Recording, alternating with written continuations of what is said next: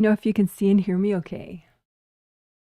This is going to be a group energy healing where I heal 150 people in 10 different countries, including 13 kids. How cute is that?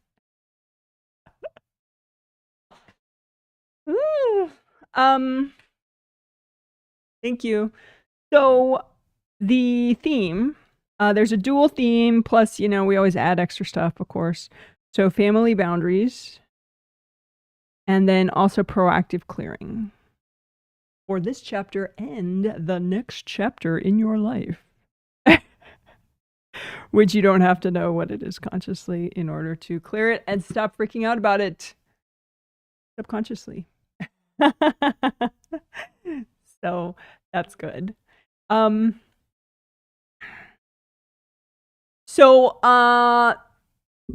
Let's move on to today, a discussion about today. Thank you for all the greetings. I do appreciate that.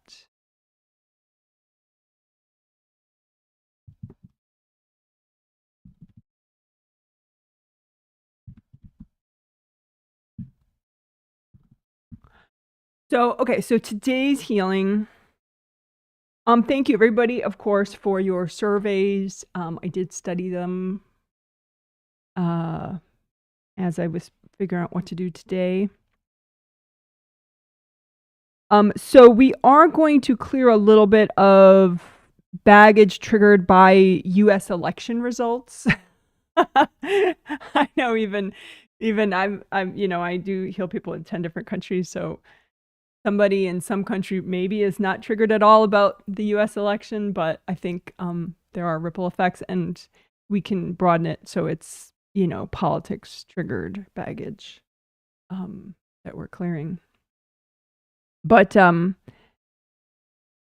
think for some people, all the proactive clearing we did for that before, you know, in the last set was good enough. But for some people, maybe just because they assumed the results would be different, that they're triggered all over again.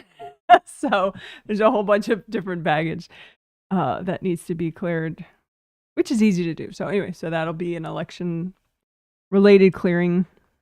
Then we will repeat some things that we did 2 days ago, but sort of expand upon them. The inner conflict stuff I had written in the healing summary that was an interesting thing to do, and it was. It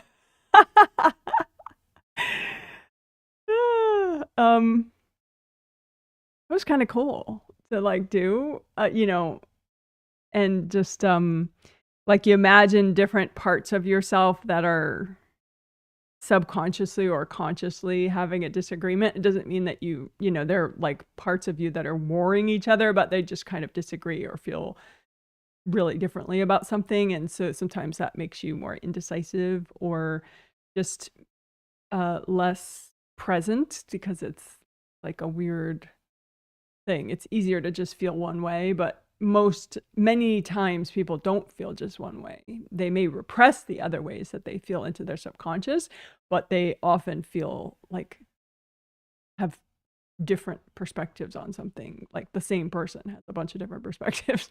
So it was cool to like sort of imagine that, and then you give those parts of you a healing that disagree with each other, and then clear the baggage that is, you know, maybe perpetuating that inner conflict, and then you know, getting that energy back. And then, you know, you could do that on your own and in like a more slow way where you intuit what the inner conflict is. Sometimes it's, you know, really minor stuff, and sometimes it's bigger stuff.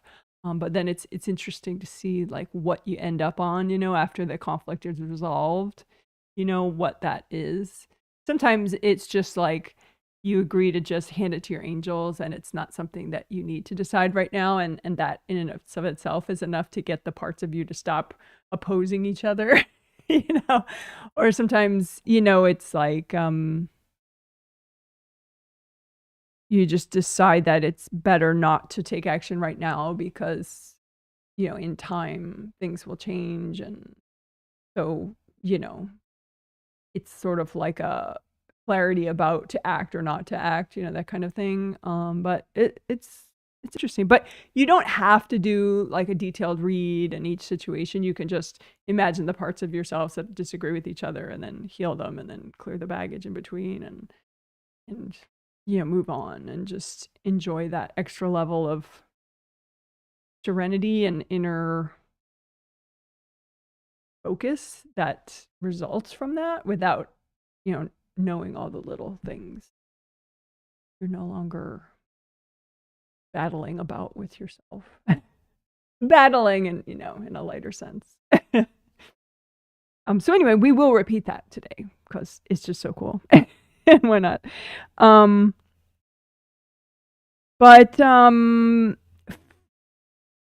Another thing we'll repeat, but we'll expand upon is the sinus masks. And usually I have to take off my reading glasses when I explain that, but it's like you can have energy blocks pressed up against your sinuses.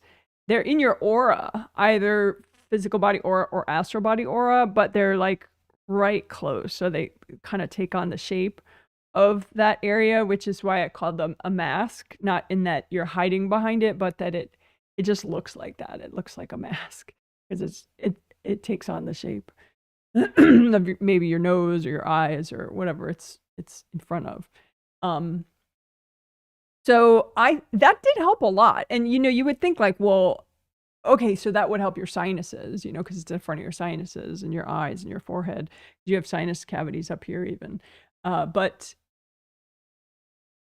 it's a boundaries thing and a family boundaries thing, but boundaries with all people and invasive beings and stuff. For some reason, like I didn't really think, I mean, I knew we've been working back here for quite a while, you know, like good karma windows, all that stuff back here. So, you know, base of skull points. So I've always, for a while, I've been very aware that back here is sort of like an entry point that you don't, you want really good flow and presence back here just for your safety and focus. But up here wasn't as big on my radar as like an issue. But there's a really nice benefit and like it's great to have more flow there. And so some people they did actually have improvement with their physical sinuses.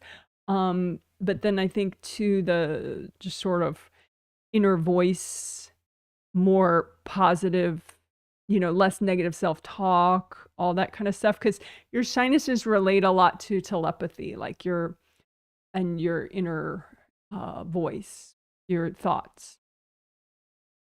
And along those lines, so how we're going to build on that clearing sinus masks this time is, I noticed some people have, I'm going to call them extended sinus masks, you know, which in 2 years from now, I'll forget that I called them that, but anyway, it's like they're blocks here, but some people have them all the way down to here. So it's like that CV point, CV23, that the meridian that goes up here that manages all your yin meridians. It's a really key meridian to work. And some people were like that had throat troubles, you know, they could use more help with the CV23 point, just like healing it and unblocking it so it's nice and expanded and it can do its job properly. And like, I think last month, was it? For sound boundaries, we did CV23 and then stomach meridian 9 through 12. Put my glasses back on. Is that? Yeah, I have it written up even. So CV23, that's the point right here, and then stomach meridian, that's the green line, the stomach meridian in this diagram. And 9 through 12 was like there were 2 throat points, 9, 10, and then on that corner where it takes a nice big right angle turn right there, 90-degree turn, you know, that's so 9, 10, 11, 12. Right before it takes that turn, right when it takes it. So we're gonna, some people's sinus masks actually are that big. They go and block these points too. So I'll check for extended sinus masks. You melt those. So that's kind of interesting. Geeky fun. Yeah.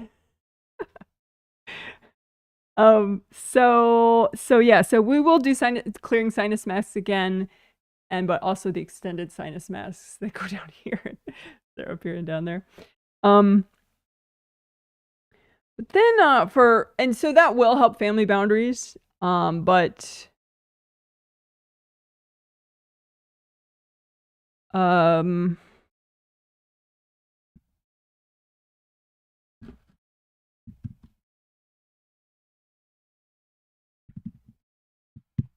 so as I said, the family boundary stuff I've already discussed that will help family boundaries is the sinus mask, clearing the sinus masks.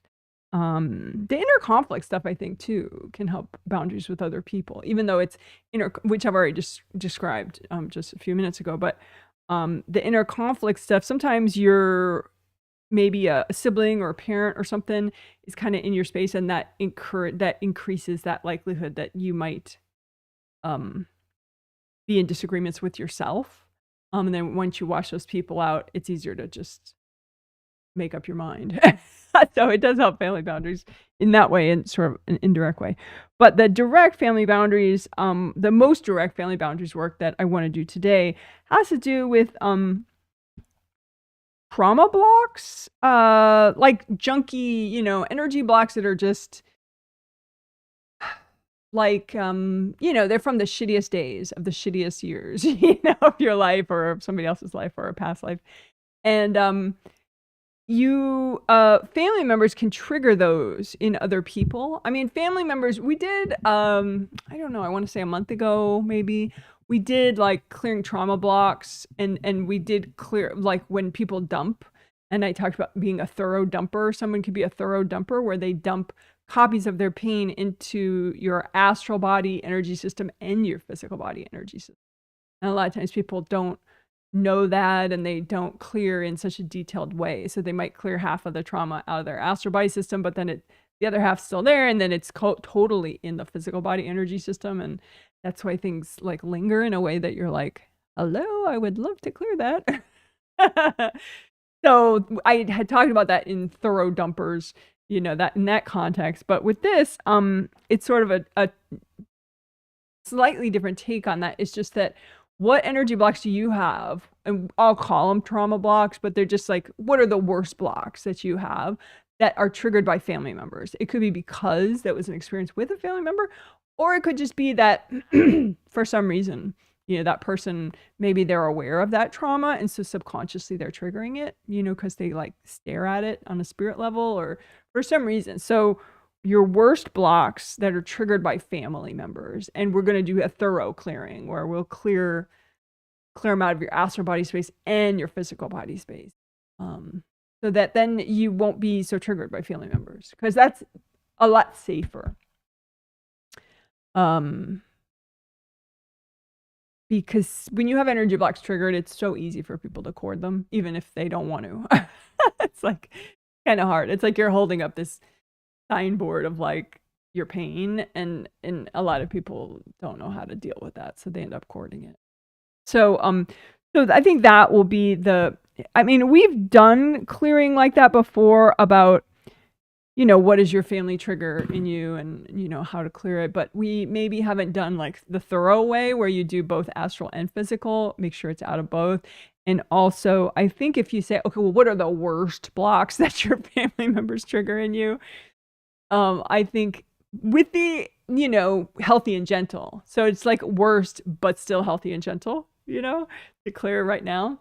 I think that'll be better, because sometimes, subconsciously people choose what they want to clear and what they want to just avoid for another 2 decades.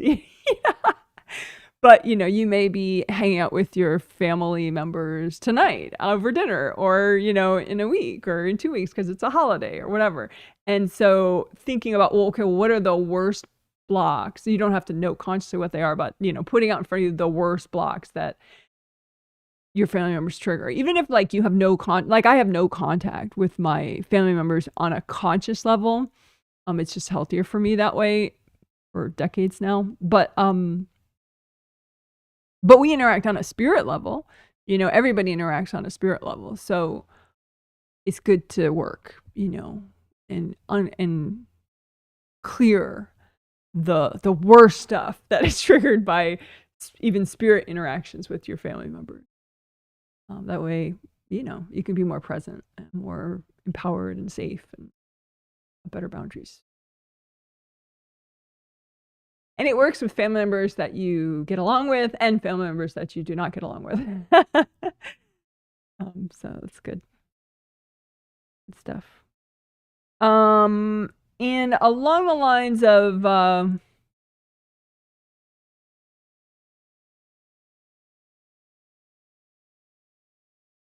proactive clearing,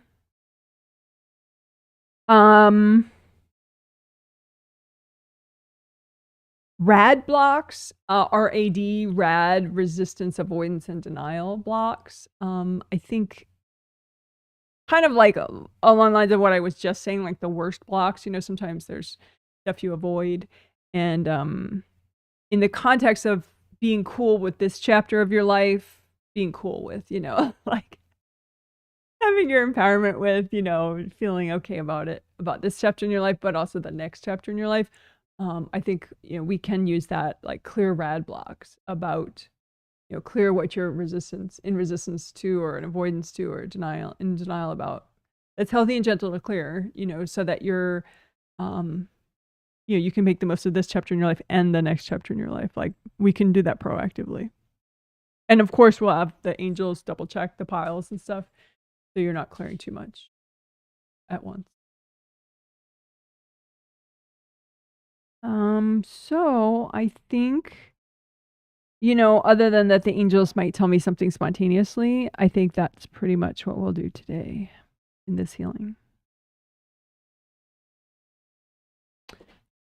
Should be good. So I will, we'll go ahead and check comments. And then we'll do the 3 minutes of quiet. And then towards the end of that, I'll start healing. And after the quiet, I will talk out loud as I'm healing. So you are welcome to watch and heal yourself as you watch if you want, like use it as an all levels walkthrough.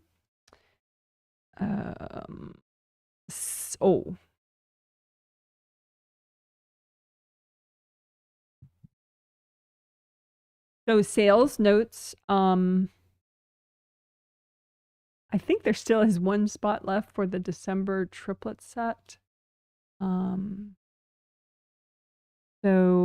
and the angels haven't like told me to just, you know, take it off the page. So they're holding out for somebody. I don't know, but whatever. So that's still there. And then the January healing sets are up for sale on my website, jwhealing.com, and anyone is welcome to purchase them. Even newbies I've never worked with before, but newbies, please do tell me who you are. You know, put like your first and last name in the note field until I fix it so that you're forced to tell me who you are. And please just go ahead and do me that extra favor and tell me who you are when you buy. But yeah, everyone's welcome. And the January sets are going to be awesome. The theme will be courage and boldness and self-nurturing and intuition. So can't go wrong starting your year that way. Yeah, so now we'll do chat comments.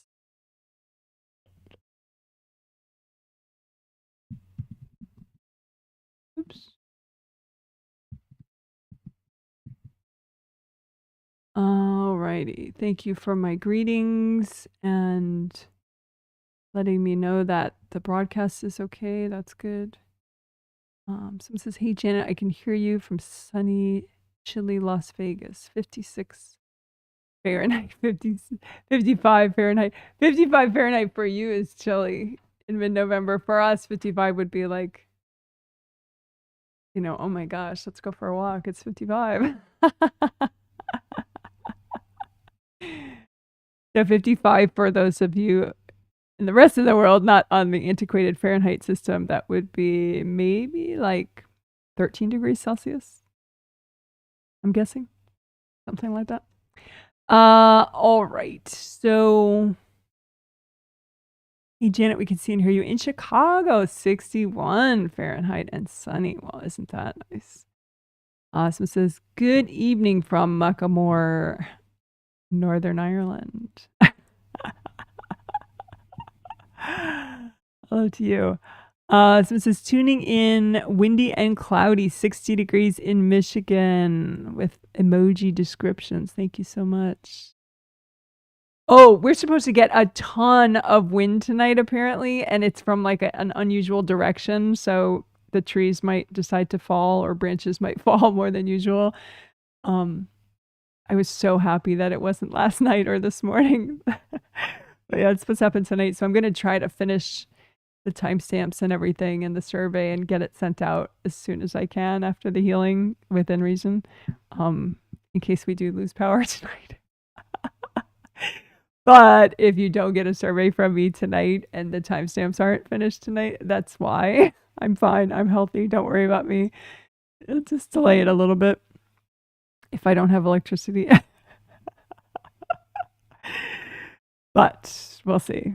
I think I'll be able to get it done before the winds are at their worst. We'll see. And then they go on to say, my creativity feels like it's finally turning on. Yeah, I think the inner conflict, resolving the inner conflict stuff is what helped with that.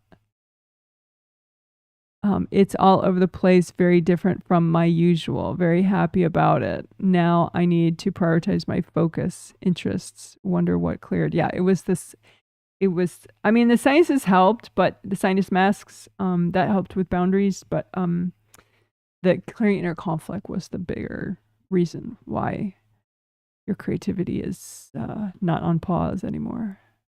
So good for you. But you can keep working that, the inner conflict stuff, and we'll do it again today. It's happened between Sunday and today, yes. You mentioned it in your survey. Thank you for mentioning it. Someone says, tuning in from Portland, Oregon. Hello to you in Portland, Oregon, which is somewhat close to where I am. Someone says, hello from West Palm Beach, Florida. Well, hello to you. Thank you for the emojis. All right. Coolness. And I am warmly dressed, so I should be good this time. Last healing, I dressed for cosmetic purposes, not for warmth. And I thought I would heat up because I was healing people, because normally I heat up a lot when I do a healing, but I didn't. And I got a big chill. So now I have many layers on, so hopefully I'm good to go. I may start disrobing at some point if I do heat up. But erring on the side of overdressing, be safe. Alrighty.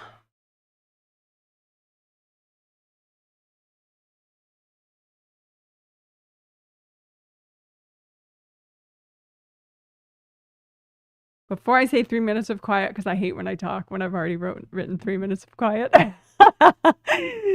So, for newbies, super quick, I'm healing. You can heal yourself at the same time. You can make a copy out in front of you of yourself and heal it that way. Heal the copy, therefore you're healing yourself. And your copy can be just of a part of you, like a toe or an arm, or it could be of all of you, all your auras and your physical and astral body, and then both your groundings. You can set your energy centers in your hands to be a metallic gold color, like this glitter. So that as your chakras spin, your hand chakras spin, they generate gold light, and that's what you're using to heal yourself. So there you go. There's the newbie update in just 2 minutes.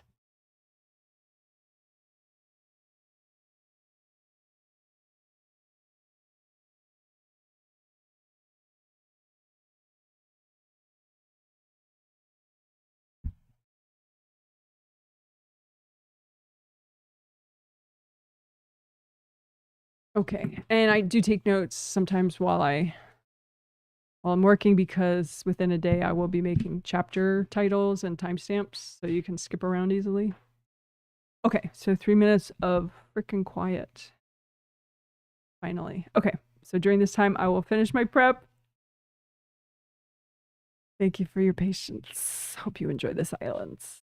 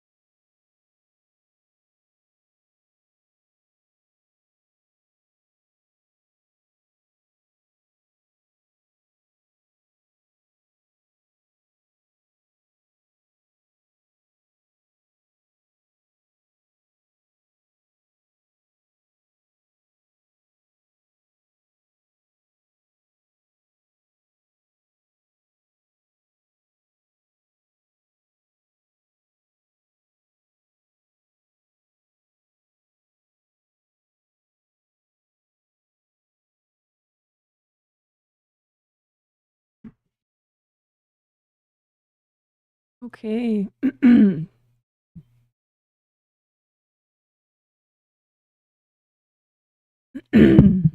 Thanks for waiting. So you can recreate both your groundings, make them big and wide as all your auras, and wide all the way down to the core of the earth. So both groundings meaning one for your astral body energy system, one for your physical body energy system. You can make them both the same color, red or orange or yellow. And then make a copy of them out in front of you and use gold light from your hands to comb through and melt away blocks in your groundings. Indie grounding is where you use gold light around the outer surface of both your groundings and melt away any junk that's attached, any people's groundings that are connecting, any hard objects that are sticking out, just melt all that away.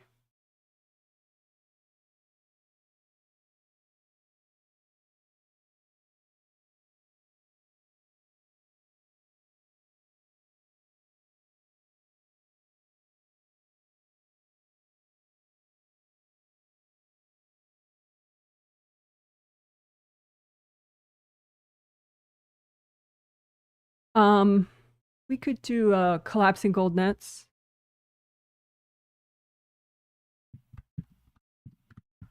To clean out grounding, but also everything. Let me change the font color. That's way too close to my hoodie color.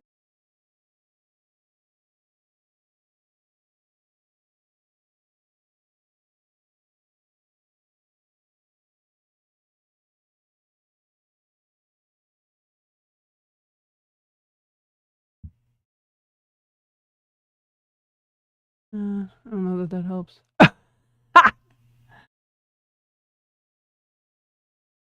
It does.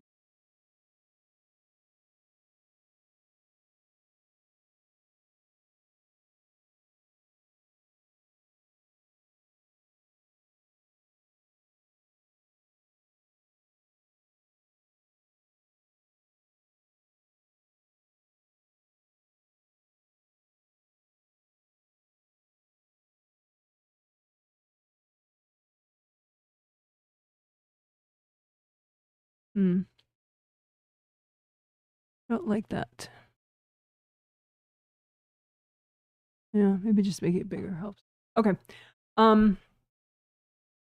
Anyway, you imagine gold nets that's bigger than all of you, all the way down to the core of the earth, gold netting, like a big square of gold netting that collapses in. And as it collapses in, it tangles up everything that's not you. So invasive beings, invasive people, all that junk. And it's tangled up in the net. So then you drag it out and give it to your angels. Angels, here you go. So, the reason I thought of it is because I noticed a lot of junk in people's grounding, like invasive people, invasive beings. So, but let's clear out grounding and all the auras and the astral body and physical body as well, all in one thing, just with making the gold nets a lot bigger. Big cube of collapsing gold nets, collapse it in, have it tangle up all the junk, drag out the junk. Angels, here you go. One more time, big giant cube of collapsing gold nets, including around the grounding, and then collapse it in. Let it tingle up everything that's not you and your grounding and everywhere else. Angels, here you go.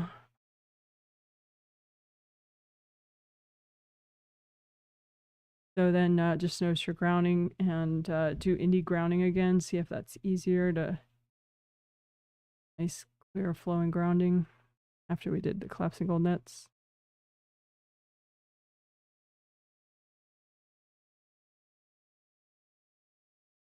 And family boundaries wise, you know, your grounding, a lot of times you'll have family members that just keep putting something in your grounding because they're stuck on something and they're being invasive. So it could be like a mom that keeps putting the same imagery in her child's grounding, like, oh, that's dangerous, don't do it. Or, you know, you're not listening to me, you know, or something. And you could be, you know, 50 years old and your parents are still doing that. You know? So just any family messages that are stuck in your grounding or just keep appearing in your grounding. Just look for that, just so your groundings, and look for family messages, invasive family messages in your grounding, and just melt them away.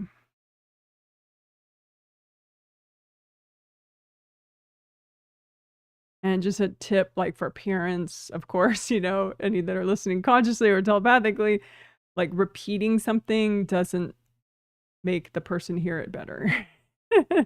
Like in advertising, they say, oh, you have to say a message 5 times before someone acts on it, you know, but advertising is very unclean and not positive, karmically speaking. Like, you know, in business school, they teach people a lot of stuff that is not spiritually evolved. You know, it's like just about, there's sort of a darker aspect to it spiritually, where it's like you want to get your way, you want to maximize your profits, and it's not really thinking about people's free will and their ability to make their own decisions and truly evolve and truly, you know, helping people be more strong and empowered, right?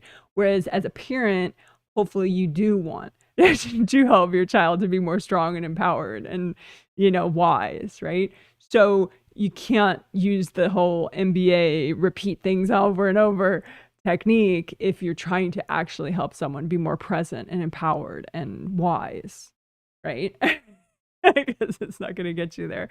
So anyway, long story short, grounding, check for repetitive messages from parents, siblings, partners, exes, all that good stuff, in-laws.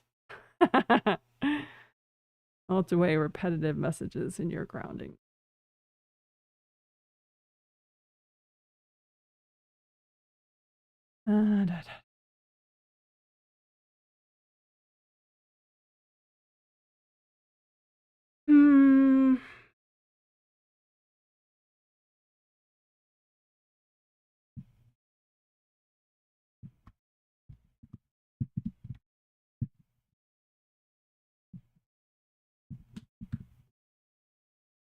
Okay, so let's do more of that.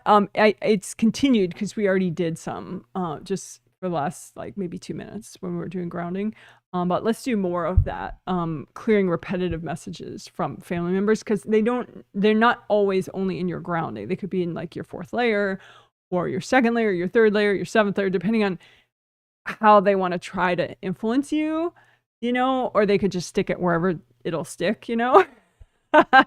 So you don't have to worry about where it is, but this way we're kind of being more thorough and wherever they are, right? So just pile out in front of you. You can make a big old blanket if you want out in front of you, and then pile onto it any repetitive messages from family members. And that could be ex family members too, like an ex-husband or an ex-girlfriend or ex-boyfriend or whatever, or ex-mother-in-law or something. But any repetitive messages that you know, have been people have kind of tried to drive home to you, you know, like brainwash you with. And just say, angels, is it healthy and gentle to clear all this right now? And then go ahead and bring up red earth energy and melt cords going into it from other people. So all those cords, and then just go ahead and let those repetitive messages melt away, or you could blow them up.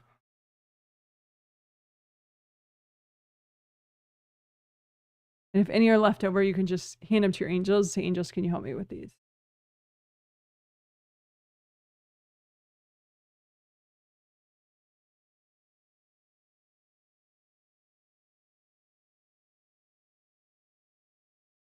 I think the reason repetitive messages, it's so important to clear those as opposed to, you know, clear anything from family members in your space, is it generally would mean if someone's being repetitive with something, it means they're a little stuck about it, which means they're more likely to be courting whatever they've put in your space and like still running their energy through it.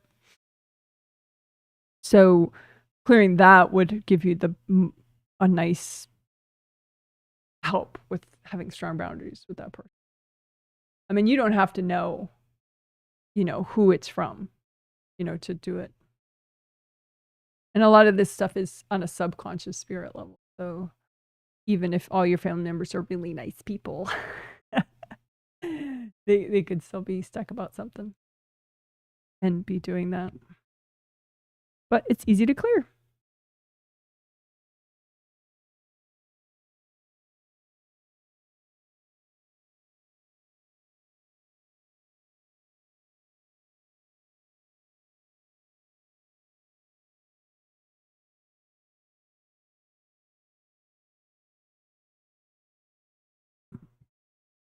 Okay, good job.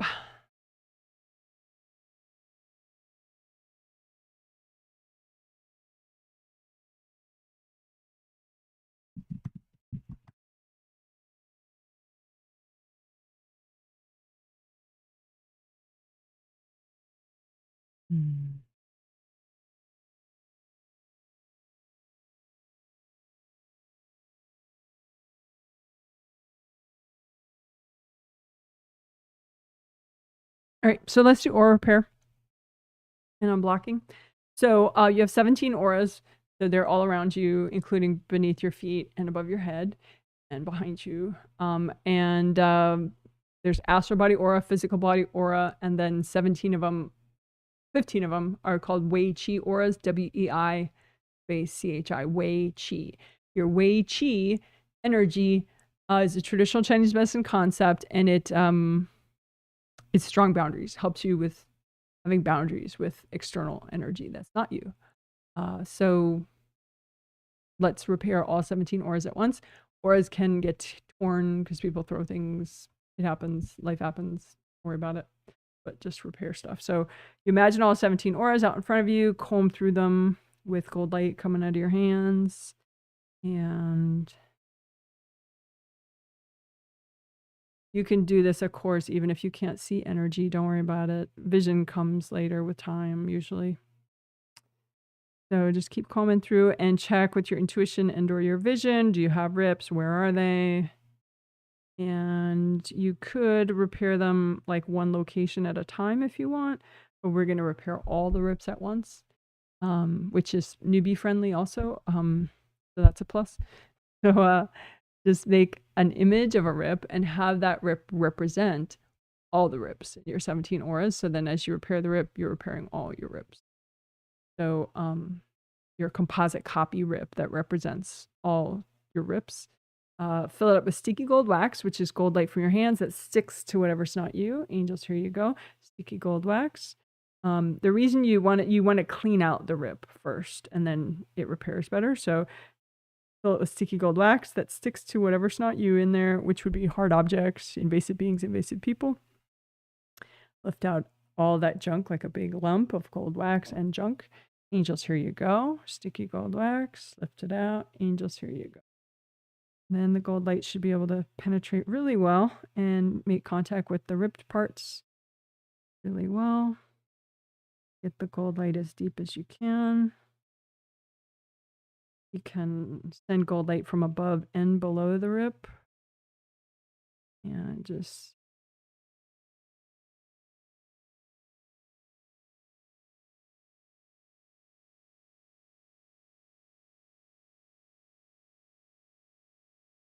all right.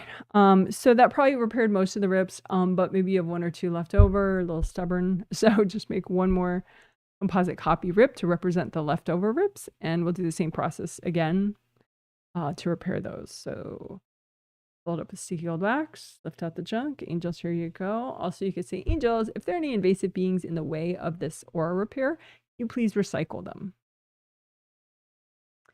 Sticky gold wax, lift out all the junk. Angels, here you go. Sticky gold wax, have it stick to the junk, make a big lump. Angels, here you go. All right. So then you're using gold light. Make sure you get the extra hard objects. Angels, here you go. Lift them out, give them to your angels.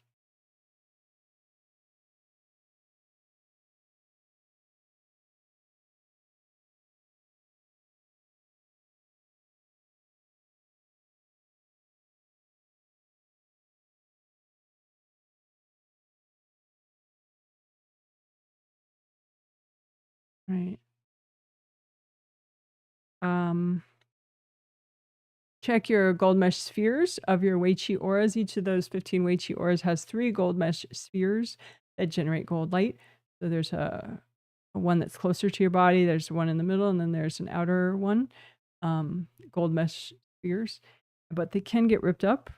So just comb through all those gold mesh spheres. So there would be 15 inner ones, 15 middle ones, 15 outer ones. And just repair any rips in those with gold light.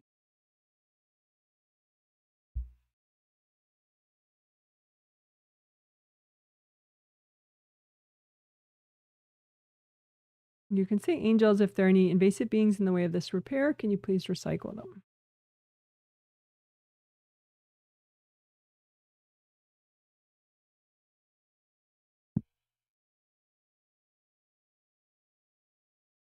We'll check your grounding.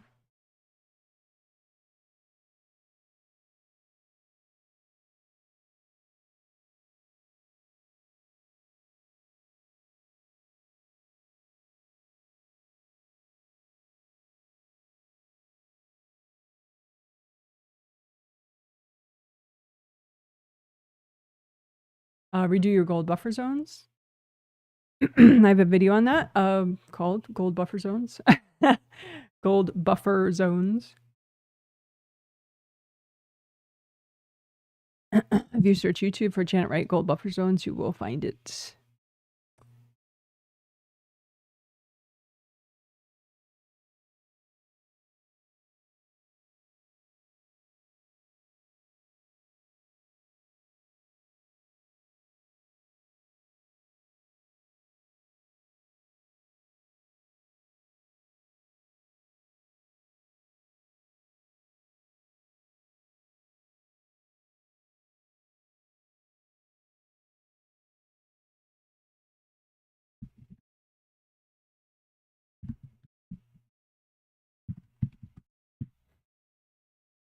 Okay, so now we'll do aura unblocking, including the biker shorts unblocking, which is my favorite thing these days. So again, those are airbrushed models. If you don't look exactly like that image, it is okay.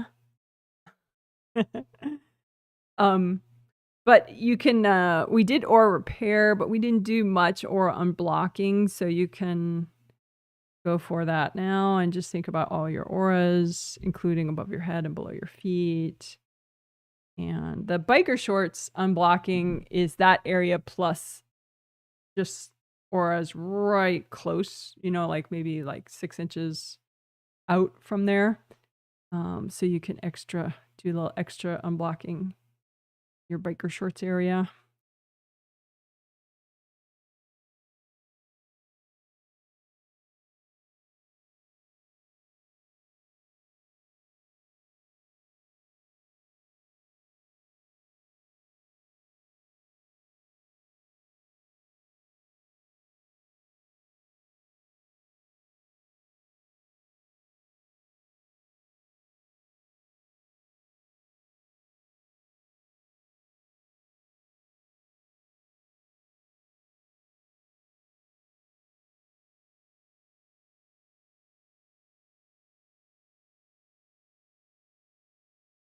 Biker shorts area, like in front of the tummy and in front of the thighs.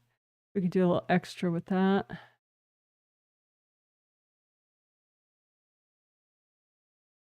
Sometimes there are mask style blocks there where it's kind of like form fitted to your body there, or your astral body there. So just you can comb through the front of the biker shorts area and just melt away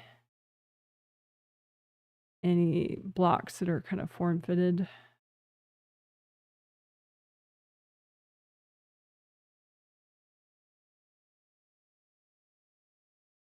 And obviously your intention is healthy and gentle. You only want to be able to be aware of and heal what's healthy and gentle to heal right now. So you don't do too much.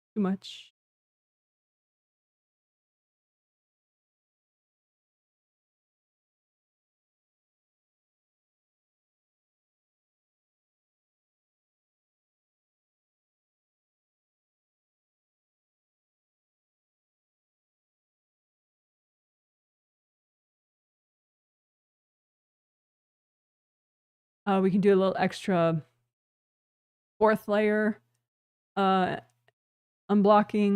We're going to do 4th chakra work, repairing when we repair all chakras in a minute, but your 4th chakra, blocked by microphone, but in the center of your chest has to do with love, self-love, motivation, gratitude, enthusiasm.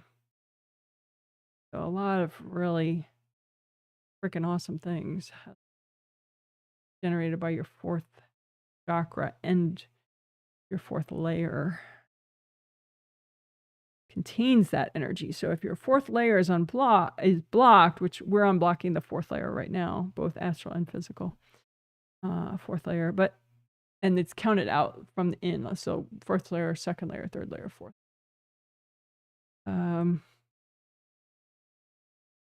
If you have a lot of junk in your 4th layer, it's like life is just definitely not as fun. Even, obviously sometimes you have distinctly not fun times in your life, say someone near to you passes away or something, that's not fun, but if your 4th layer has good flow, you'll be able to feel more uplifted during that challenging time. Awesome.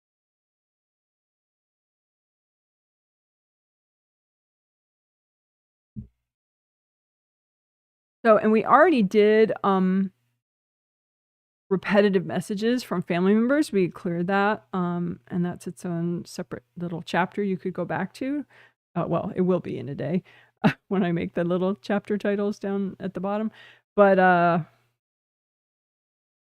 you can look for repetitive messages that are stuck in your 4th layer from anybody at any time. And we could add 5th layer too, because 5th layer has more to do with inner voice and your thoughts. And so maybe you think something repeatedly that's not healthy, like some kind of criticism of yourself or some insult. So you can just go through 4th and 5th layers and just especially unblock them, but especially any repeating messages from family members, present or past life family members.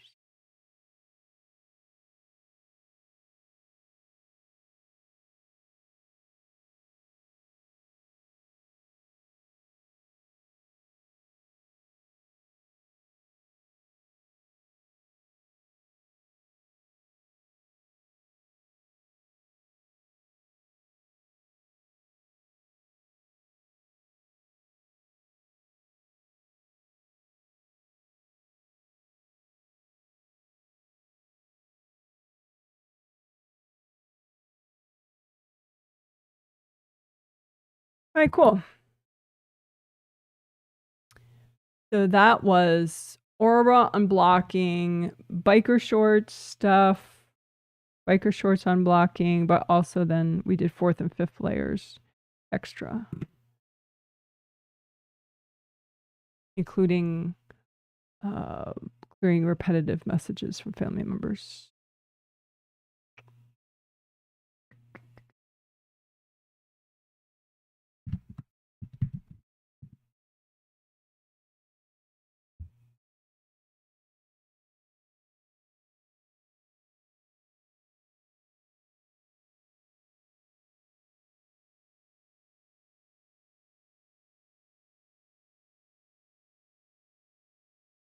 There, I think that's what I wanted. Finally got the colors right. Sorry about that, guys. Different outfits create different issues with the banners. Oh.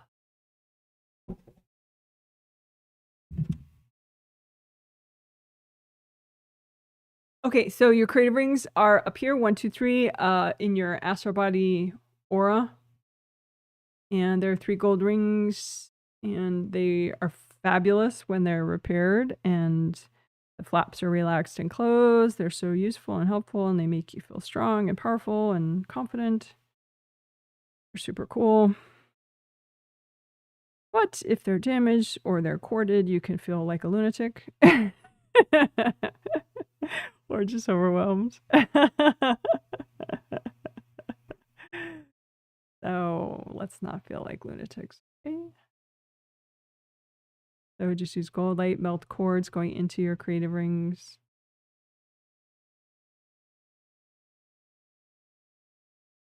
You can say, angels, if there are any invasive beings messing with my creative rings, can you please recycle them?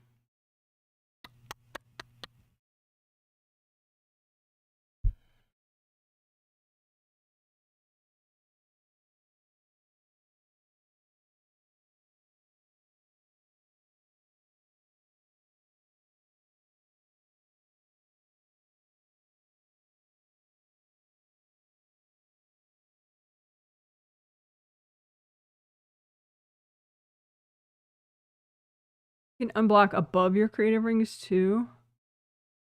Or as above, because sometimes, you know, if there's energy that just won't clear from around the rings, there's an energy block in the auras above there that is like sort of letting the invasive energy come through and down. So unblocking above the creative rings in all your auras.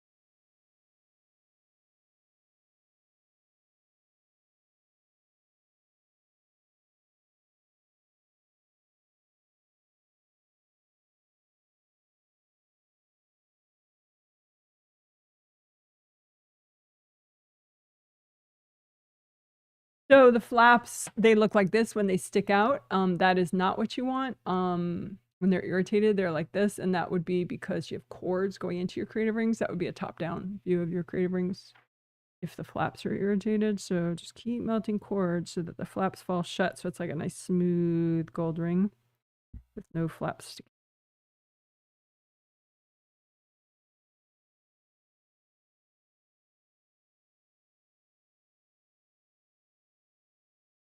Again, keep unblocking above your creative rings if you have just weird energy around the rings that's not clearing.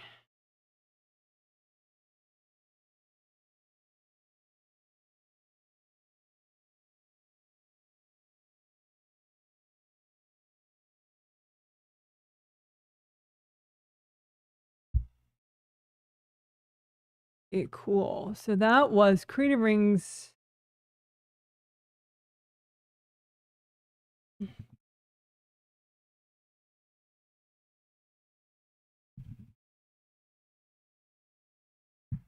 And blocking above them.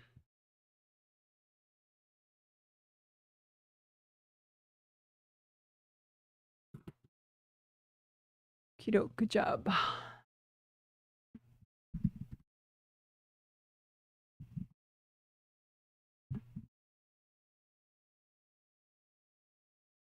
Okido.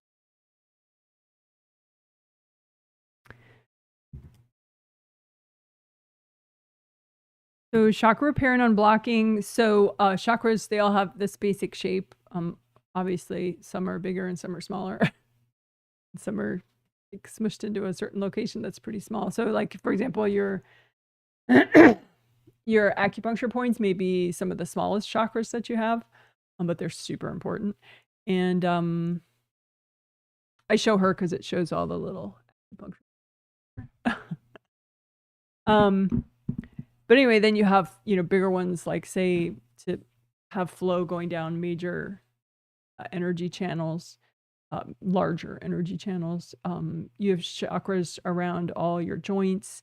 You have, of course, your 7 major chakras along your spine of your physical body, and then 7 major chakras along the spine of the astral body, your astral body. So anyway, let's repair them all at once and unblock them all at once. So you make just a composite copy chakra of this basic shape. And you, with your intention, you're like, okay, this represents all my chakras of my body and my spirit. And then go ahead and repair and unblock this.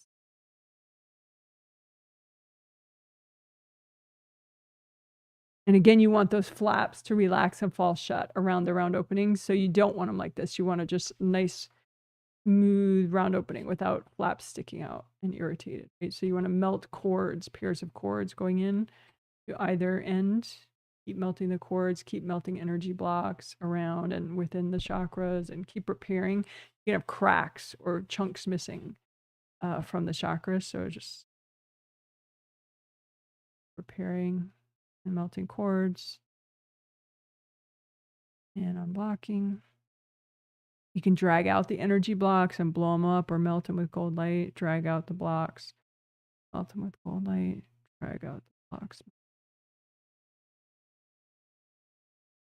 Say, angels, if there are any invasive beings in the way of this chakra work, can you please recycle them?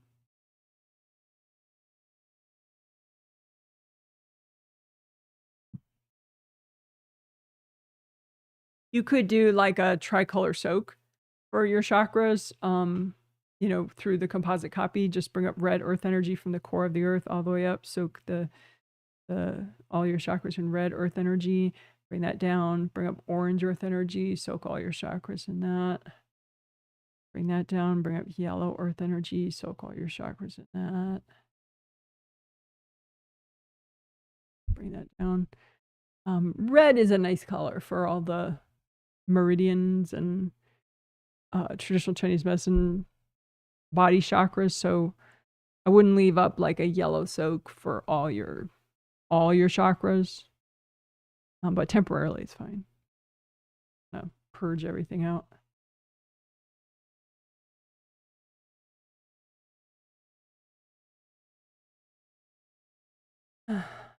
And if you have any family boundaries baggage that you want to get rid of this way, that's kind of cool. So lift out family boundaries baggage that you're ready to get rid of from your chakras, melt it away. Lift out family boundaries baggage, melt it away. Lift out family boundaries baggage, melt it away.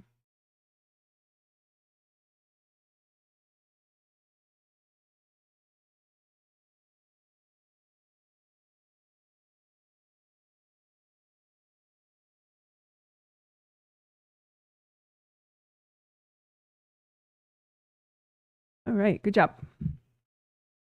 You could do a spot check for your 7 astral and your 7 physical, since you just repaired them all, and just double check that they all did fully repair. Because sometimes, you know, you might have like your 1st and 2nd chakra still have cracks, or your 7th and your 6th still have cracks. So doing a little spot check intuitively is nice.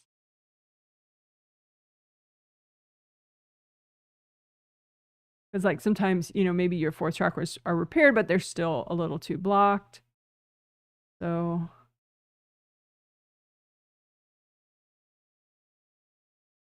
you might not notice that when you're doing a composite of all of them.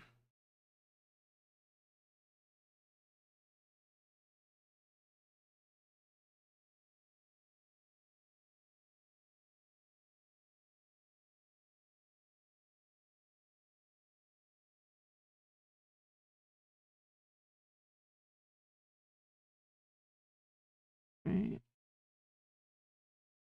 Since we already have 7 and 7 separated like that, you can think of like the chakra filament. There's a cord, but I like to call it a filament just because people often think of cords as the cords from other people.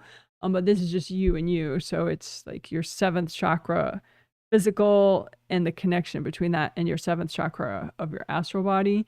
There's a 7th chakra filament right there, and 6th chakra filament, 5th chakra filament, all the way down to 1st chakra filament. You can unblock those, repair them, melt away cords from other people.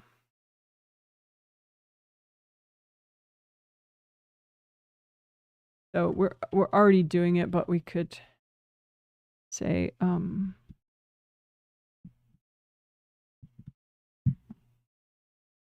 we're still doing it right now. Chakra filaments. 6, 5, 4. And if something feels too tight, just spend a little extra time on it so it expands the filament, because you want the chakra to be able to fully communicate back and forth. Yeah, like 4th astral with 4th physical and vice versa. You don't want a bunch of clogged up baggage in the way.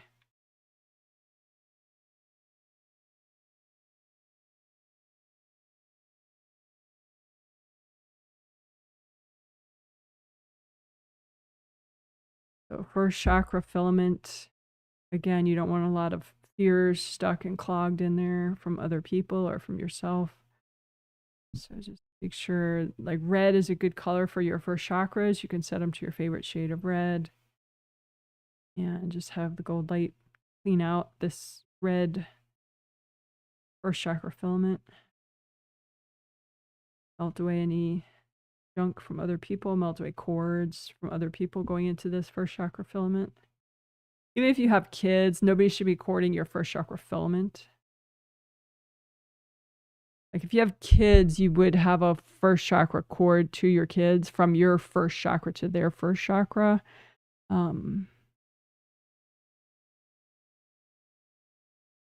Both astral and physical a lot of times, but sometimes one or the other.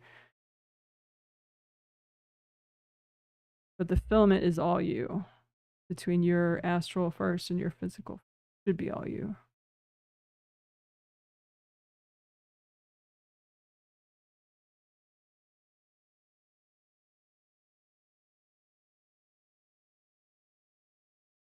All right, good job.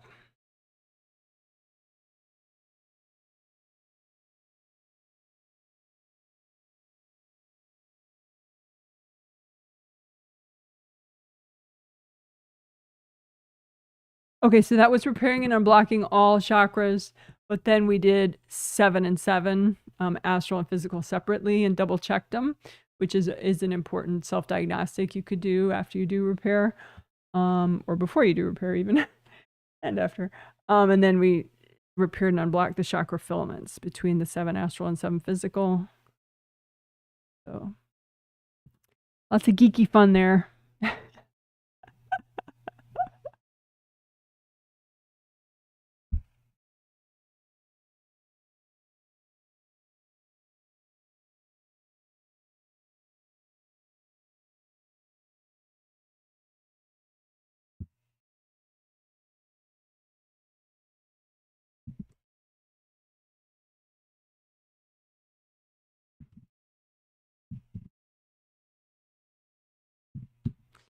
Okay. So this is pretty standard. This is our fifth essential that we do a lot of times. So good karma windows are back here. Flow zone is back here, but it also includes your neck, in and around your neck. Base of skull points are back here.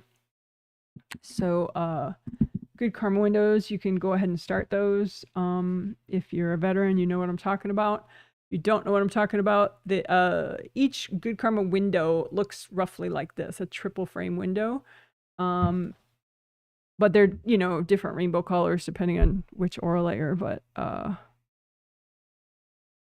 they're back here in your astral body aura, first, second, third, fourth. Right? So you have a triple frame window in each of these astral body aura layers, and you just want to be repaired and unblocked enough so that only your energy comes through them, and good karma energy from the universe, and gentle energy from like uplifting energy from like the moon and the stars, but nothing invasive and no people, nothing like that. So just keep on blocking and repairing, melt cords. If there are any invasive beings messing with that area, you could say, angels, can you recycle any invasive beings messing with these good karma windows?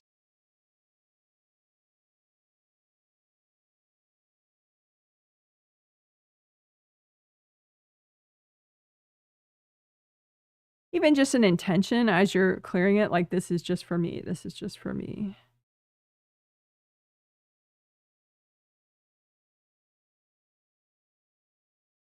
And if you feel like you have certain people that are always trying to manipulate you, you can double check and unblock chunks of energy, melt away chunks of energy from those people in your good karma windows and around your good karma windows.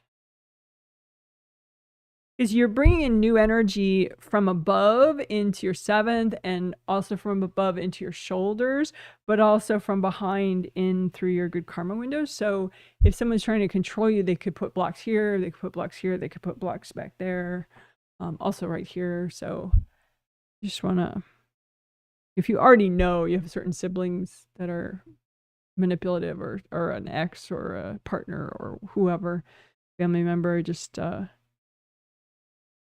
be on the lookout for energy blocks from them.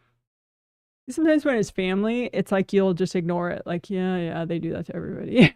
yeah, we all have that. But you don't have to ignore it. It's just sometimes like in a family group, there's sort of this there's a lot of group denial. But you don't have to. You could step out of that group denial and just be mindful of, and it doesn't mean that people are necessarily, evil, or you don't have to get all dramatic about it, but people have subconscious insecurities, which feels invasiveness and manipulation, and you don't have to ignore it. You can just clear it out.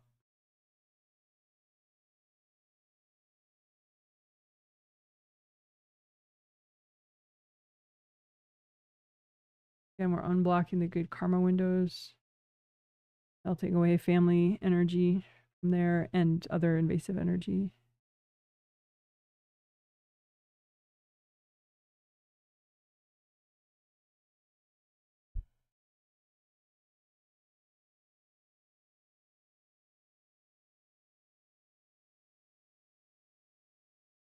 Okay, so flow zone is in that same area except in your physical body aura. So all the way back there, but also flow zone is also in and around your neck, physical neck. So sometimes I show the spine diagram for that. Oh, what's that? There you go. Okay, so physical body behind the neck and base of skull, and also the physical neck and in and around the physical neck. So again, you may have chunks from family members, just a bunch of blocked energy. Maybe a bunch of your family members have, like, maybe your brother has done that to everybody in the family, for example, or, whatever. But you don't have to get into the whys and the hows, or even the whos. Just melt it away.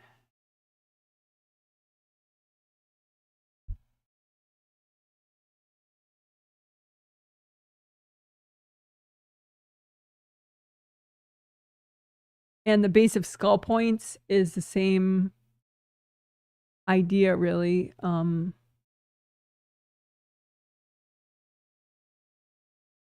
Those acupuncture points there's 2 lines of them, one at the level of the top of the ear, one at the level of the bottom of the ear. There's like they sort of form 2 horizontal rows of dots there, but each dot is an acupuncture point, and or you could call it it's a chakra.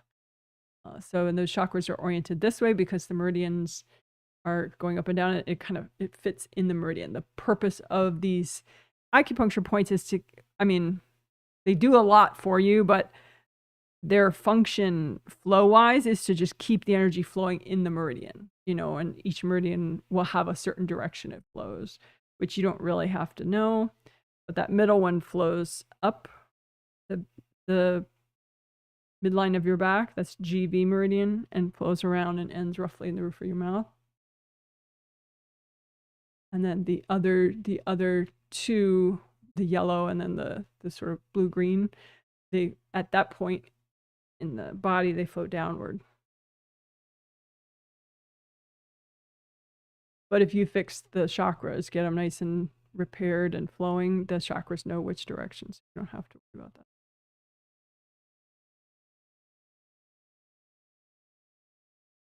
And for the blue-green line, the outermost one of the base of skull points, that I have it written down right here below my image. Swoop, shoulder swoop, GB 19 to 21. So that is a gallbladder meridian, that green-blue line, and 19, 20, and then 21 is a point right here, roughly. So the meridian comes forward. It's in the back of your head, and then it comes forward. So that point, that part of the meridian, it helps release a lot of shoulder tension if that meridian isn't blocked up right there. So just a little extra time unblocking gallbladder points 19, 20, and then 21, and the gallbladder meridian right there. Just feel it, repair it, let it relax and expand as much as it needs to.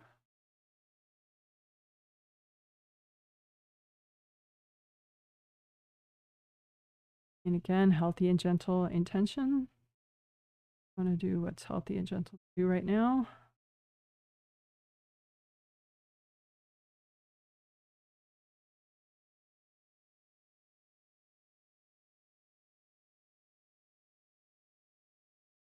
Again, if you have any repetitive messages from your family members in any of these base of skull points or in your shoulder swoop area, just wash out any repetitive messages from family members.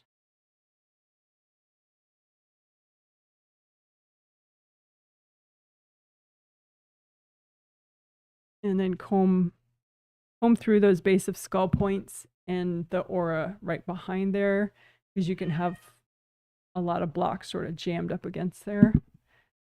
Comb through and melt the blocks through back of your skull and blocks. Good enough.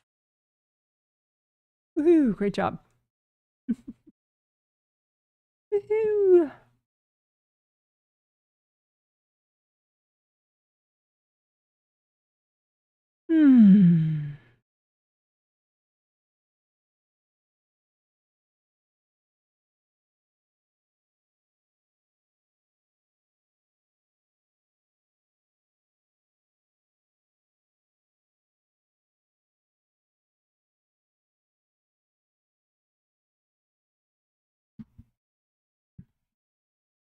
I'm going to look at some sample people for a sec, and I'm going to be quiet while I do that. I'm just figuring out what is best to do next in the healing.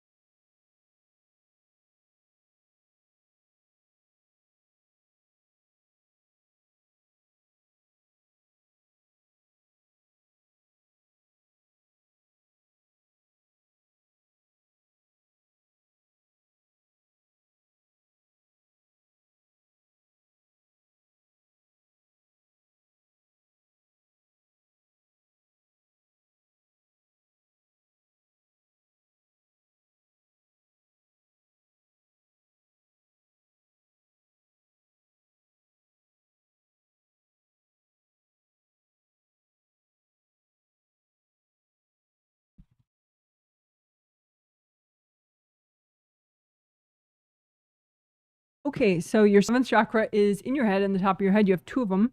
One for your physical body, one for your astral body. And then your 8th chakra is above the top of your aura. So like for Doll, like say this is the top of her aura, then her 8th chakra, it would look like a gold sun. And it could be just a foot above her aura at the closest, or even 10 feet above that. Just depends. It gets closer and further out depending on how much your higher self is interested in what you're doing at the moment. But that gold connection between your 7th chakra and your 8th chakra is important and helpful and very comforting. Your 8th chakra sends down gold light and eternal wisdom and healing energy. So you could just imagine that gold flowy connection between your 7th chakra and your 8th chakra, and unblock that connection, melt anyone away from that. If anyone's corded to your 7th to 8th connection, just melt them away. If you have any repetitive messages from family members jammed into this 7th to 8th connection, just zoom in on those repetitive messages from family members and melt them out of your 7th to 8th cord. Like, just an example, if your spouse and you don't agree politically, and your spouse kind of harped on that a lot and was very verbal about it, chances are you might have energy blocks from that person in your 7th to 8th connection.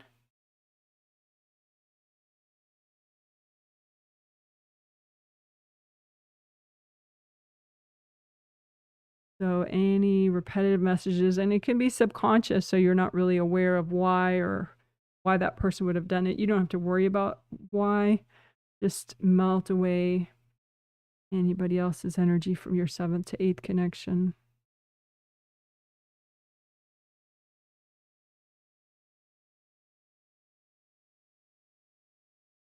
And just take a few deep breaths so you can adjust to getting a more purified version of your 8th chakra energy. It should feel pretty calming.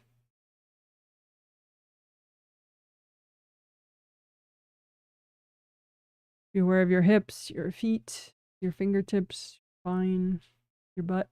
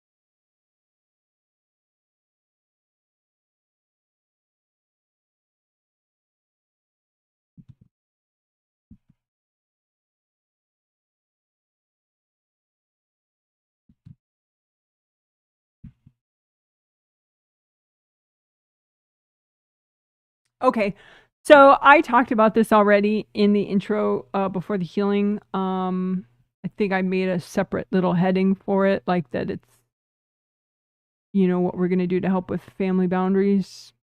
Well, the most direct, obvious thing we're doing to help with family boundaries. A lot of what we're doing helps with family boundaries. But anyway, so the worst blocks from family. So worst is subjective, but we're intending to clear just the shittiest stuff. The stuff that maybe pops you out the most, or the stuff that is most sensitive for either you or the person who dumped it in your space. It could be energy blocks that were dumped in your space that we're talking about, but it could also just be you know, trauma blocks that you have, ways that you got blocked up. It just that gets triggered by family members. So, if I had a lot of space to write there, I would say worst blocks triggered by family. And then thorough means we're going to clear it out of astral and physical. Both. So we're going to be thorough. So that was explaining. Even though I said I wouldn't explain, I did, of course, as always. So just imagine you could make 2 blankets if you want, 2 gold blankets. And just imagine just the shittiest blocks that you have in your space triggered by family members. And so on the 1 gold blanket, just shittiest blocks from family members on a physical level, physical body aura, physical body chakras, physical body grounding. And then on the other blanket, astral body energy system blocks that you have from family members, just the shittiest blocks. So whatever, maybe they dumped them or they're your own blocks, but they're triggered by family. Those shitty blocks, you know, I'd say worst blocks there. So shitty, worst, whichever you want. Okay, and then just say, angels, is it healthy and gentle to clear all this right now? So whatever's still left in your shitty piles is good to clear right now. So then just bring up red earth energy from the core of the earth straight up. Soak both of your shitty piles, the physical shitty and the astral shitty. And then use lots of gold light and melt cords going into your shitty piles or your worst blocks piles. Melt cords going to anybody, including yourself. And then you could blow up both of your shitty piles or melt them with gold light, whatever amuses you the most. If you're healing someone else, do not blow up their shit. Just use gold light to melt it.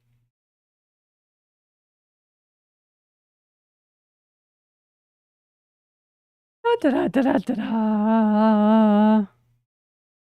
Okay, check your grounding, redo your grounding, wiggle your butt, pat yourself on the back. You're a rock star. So let's do that one more time. So if you want, make 2 gold blankets out in front of you, or just don't worry about the blanket part. And just make a pile out in front of you of all the shittiest blocks in your physical body energy system from your family members or triggered by your family members. And then another present and past life family members. So all the shitty blocks in your physical body system. And then on the other blanket, all the shitty blocks in your astral body energy system from family members or triggered by family members in this life or past lives.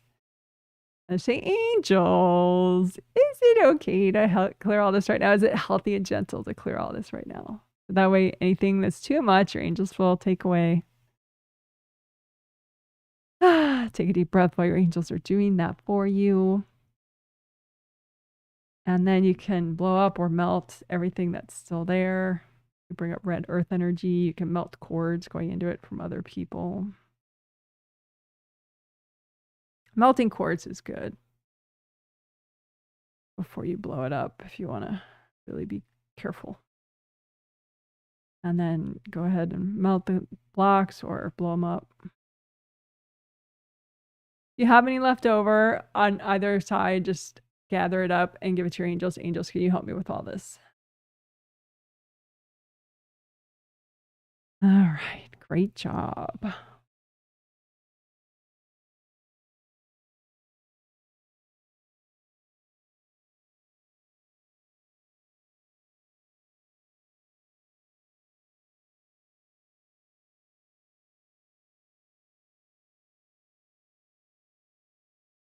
Hmm.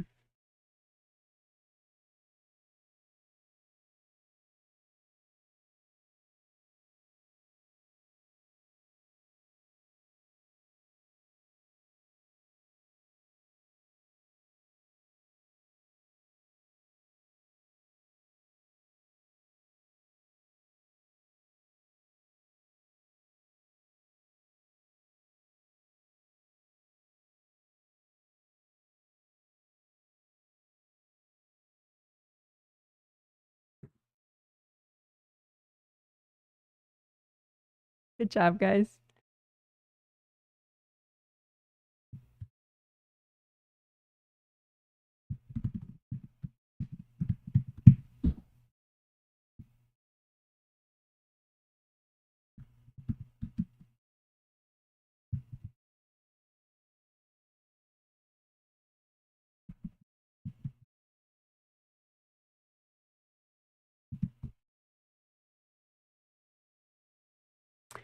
Okay, so then let's clear sinus masks, which I talked about in the intro, the little pre-healing discussion section.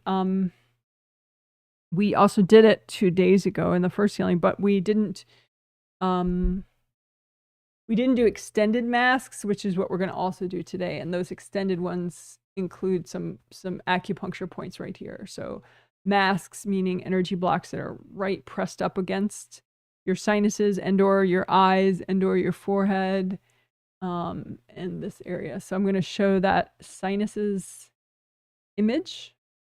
So you are reminded all those little, they're hollow areas in different bones, that are sinus cavities, and they're lined with mucous membranes, and they all drain into your nasal cavity, which is what's behind your nostrils right there, your nasal cavity. So they're really useful, not only physically, but for telepathy, nonverbal communication, and just being present and having good flow in your head. So let's do it. We'll unblock your sinuses and the blocks pressed up against the front in the auras, which would be your, I call them sinus masks.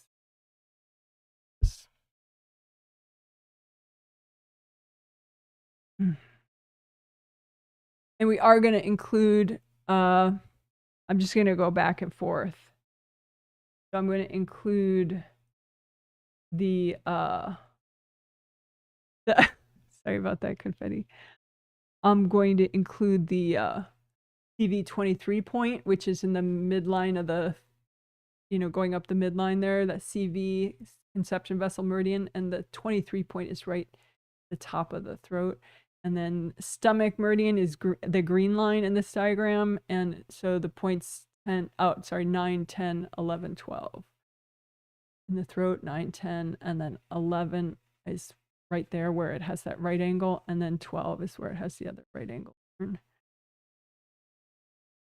So anything pressed up against those points, pressed up against your sinuses and pressed up against those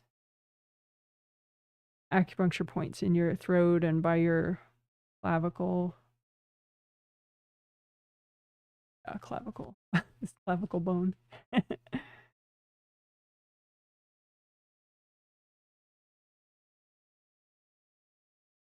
So, and these mask blocks are easier to melt when you melt cords going into them from other people.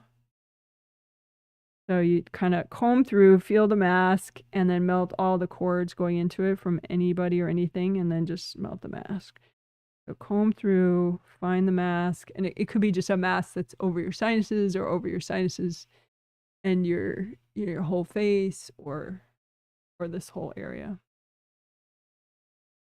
So comb through, find the mask block, and just surround it in gold light, melt the cords going into it, melt the block. You can say too, angels, can you please recycle any invasive beings that are at all connected to this area? That way, things don't get dramatic when you remove the devices. Or the hard objects, whatever you want to call them. So comb through, ease out the hardness, melt cords, melt the hard stuff, blow it up. Comb through your sinuses and those acupuncture points in your throat. Melt the junk, melt the cords, melt the blocks. You also have a lot of really cool acupuncture points in your face.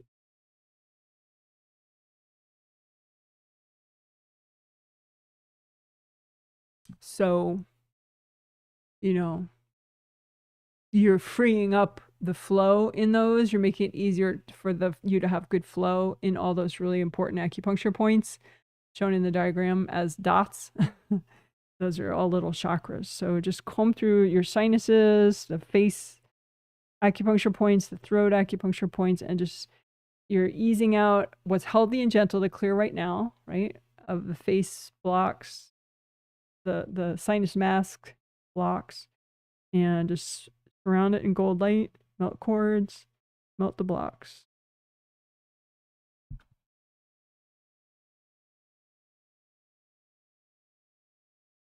Take some deep breaths, breathe into your whole body, including your sinuses.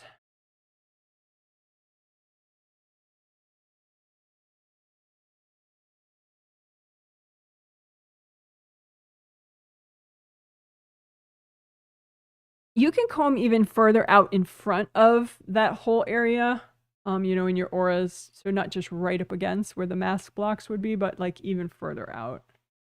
Because some people have such hard blocks even in front of that, you know, out further from that it's, you know, letting too much invasive energy get into that, you know, the mask area. So comb all the way from like behind your face and behind your neck, all those acupuncture points, the mask area, all the way out to the edge of all the auras in front. Unblock all that. Melt cords, unblock.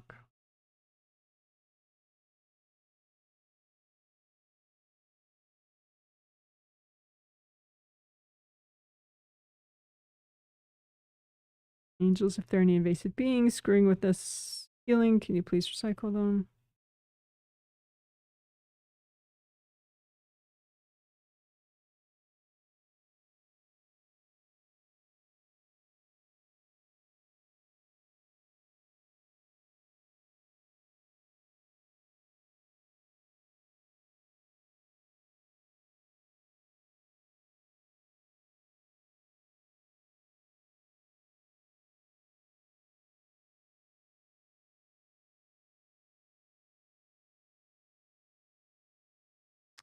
All right, great job. Woohoo.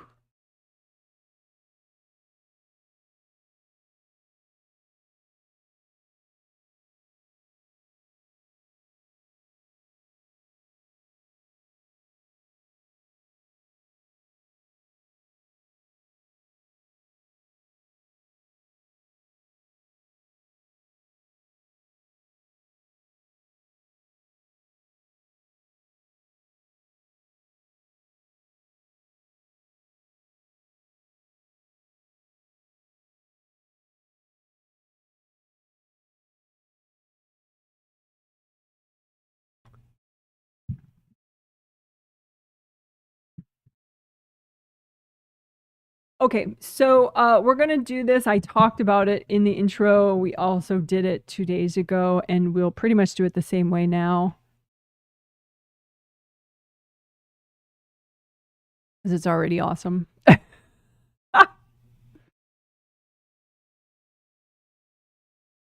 I saw it helped a lot in the people that filled out their surveys, but it is just one of those things where there's more that can be done.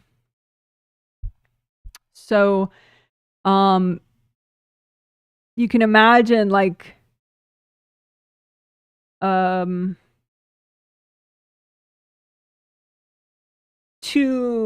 can imagine sets of you. Like, so here's one part of you, here's another part of you, and these parts of you disagree, right? So that's a set of disagreeing parts of you, right? Or conflicting parts of you. And you can imagine like 10 sets at once if you want, or 2 sets at once, or just 1 set. If you're doing detailed read, maybe fewer sets would be less confusing. If you're like, oh, I know that one's about cleaning the closet or not, and this one's about, you know, should I start studying this or not? And this one is, should I get rid of that hobby or not? You know, like, so if you're doing a read of them, 10 at once would probably be not so, it'd be too much. But if you're not reading them, you know, maybe that would be fine. So just put a bunch of sets of little parts of you that are in conflict or in disagreement with each other. And then say, angels, is this a healthy and gentle amount to work on right now? And maybe your angels will take some of the sets away if it's too much for right now. And then just start healing these parts of you. You can do it like a tricolor soak, you know, bring up red earth energy, soak all these parts of you in red earth energy, bring that down, soak all these parts of you in orange earth energy, coming up straight from the core of the earth all the way up. And then bring that down, and then yellow earth energy.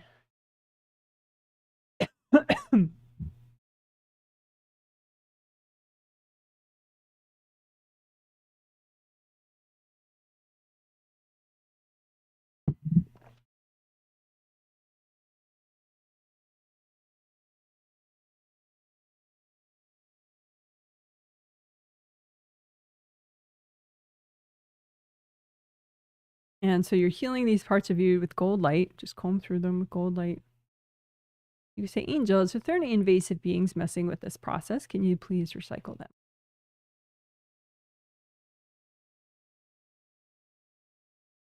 And make sure you uncord everybody from these parts of you.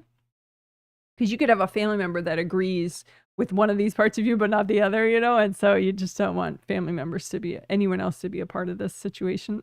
So just wash everybody out, uncord everybody from these disagreeing parts of you.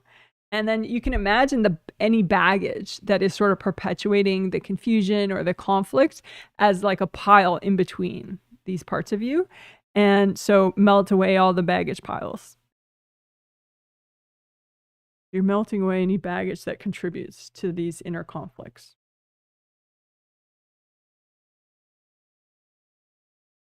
And then just keep healing these inner conflicted parts of you.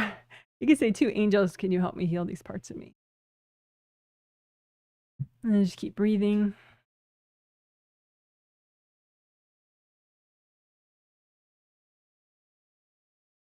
And you know, if they're still conflicted, some of them, after the angels helped, also just gather up the two parts of you and just give them to the angels and say, angels, can you help me with this?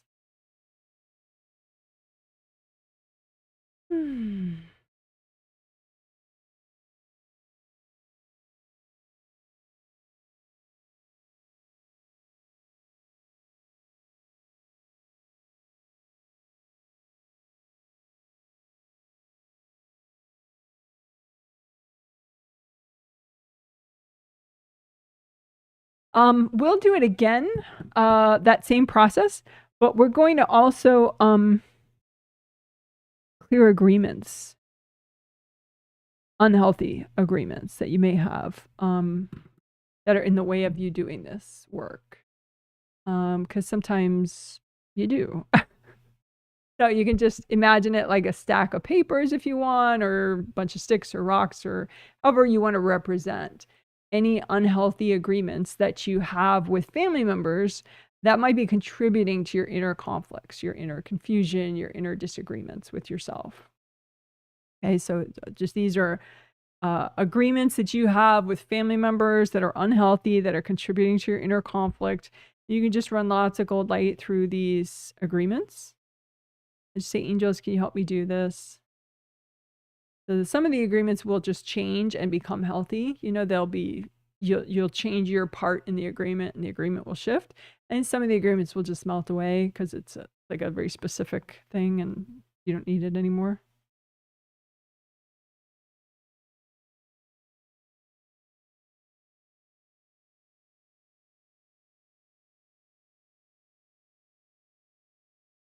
Okay, so then now let's do that one more time. The inner conflicts that you have. So it's within you, right? Just different parts of you that disagree or feel really differently about something. So just imagine pairs of inner conflicted parts of you, as many or as little as you want. And just say, angels, is it okay to work on all this right now as a healthy and gentle?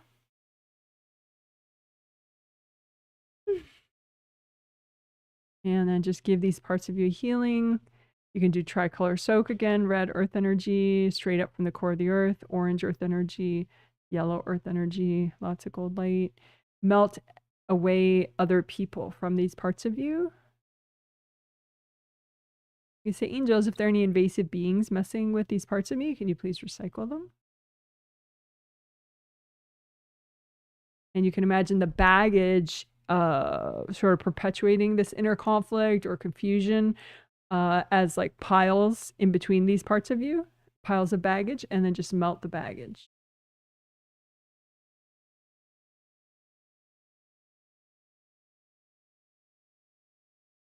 And then you can keep healing those parts of you, and they'll probably start to just dissolve and you'll get the energy back. So it won't be two separate parts of you anymore because the conflict will be resolved.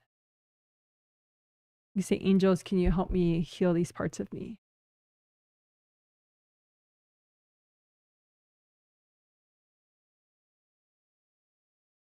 And you can take some deep breaths and just You know, maybe you remind yourself, you know, I can heal, I can let go. You can even unblock your 7th to 8th connection again real quickly, which we already did, so I won't explain it. Unblock your 7th to 8th connection, because maybe that'll help too with these inner conflicts.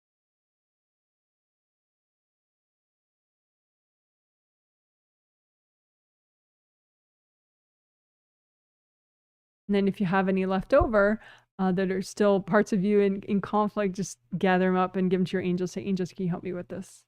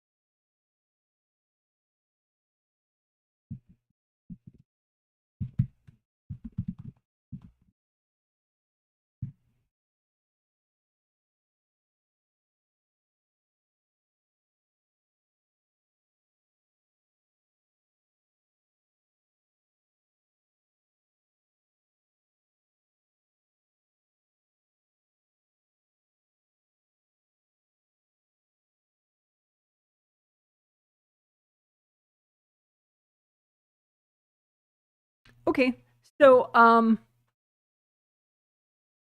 for proactive clearing, I talked about this also before the healing started. We're going to clear RAD blocks, which we've done before. Resistance, avoidance, and denial is what RAD stands for: resistance, avoidance, and denial. So you can, it's always a really strengthening and empowering and simplifying thing to do to clear RAD blocks. Like you could clear RAD blocks every day for the rest of your life and be, you know, on the right track. But anyway, so proactive clearing for this and the next chapter in your life. So this chapter in your life, you know, that could include next week, next month. It depends on, you know, what subconsciously you're sort of picking as this chapter of your life. So we'll just work this chapter first, and then we'll work next chapter of your life in the same way. So just put out in front of you. You can use a gold blanket if you want, or gold boxes, or gold dumpsters, whatever you want. But just pile in it any blocks that are causing you to be in resistance, avoidance, and denial, or any junk that you are resisting or avoiding or in denial about. Just put them all in the gold dumpsters or the gold blankets, whatever you like.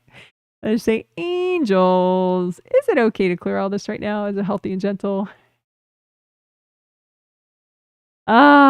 So then whatever's still there is healthy and gentle to clear right now and gonna make your life better. So why not? So just melt it away or blow it up. You could blow it up in really colorful fireworks if you want. Reward yourself for clearing your RAD blocks.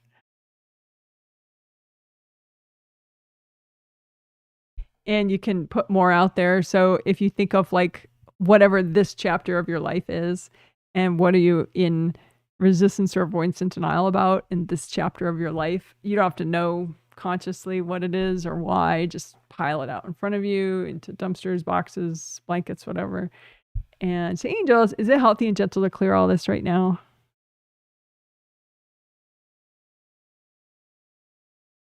And then go ahead and just melt cords going from other people to this baggage, and maybe from you to the baggage. So melt all the cords, and then you can blow it up or melt it away, the baggage itself.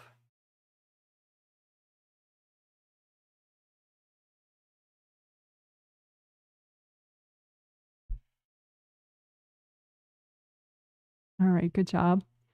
You can do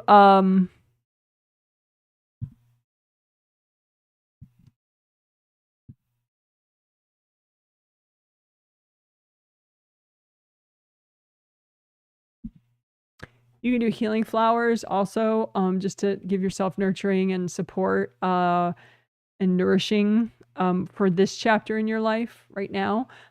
So just you can move your hands if you want. I love doing that. You don't have to. But just out of universal healing energy, make it like rainbow colors or gold or both, whatever is most healing for you right now. So just make a bunch of healing energy flowers for yourself to help support you in this chapter in your life. And say, angels, can you check my flowers? And then go ahead and give them to yourself. A couple deep breaths.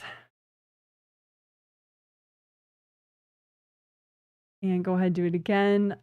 Make energy healing flowers exactly what you need right now to help you with this chapter in your life so you feel more supported and stronger and more balanced. And say, angels, can you check my flowers? And then go ahead and give them to yourself.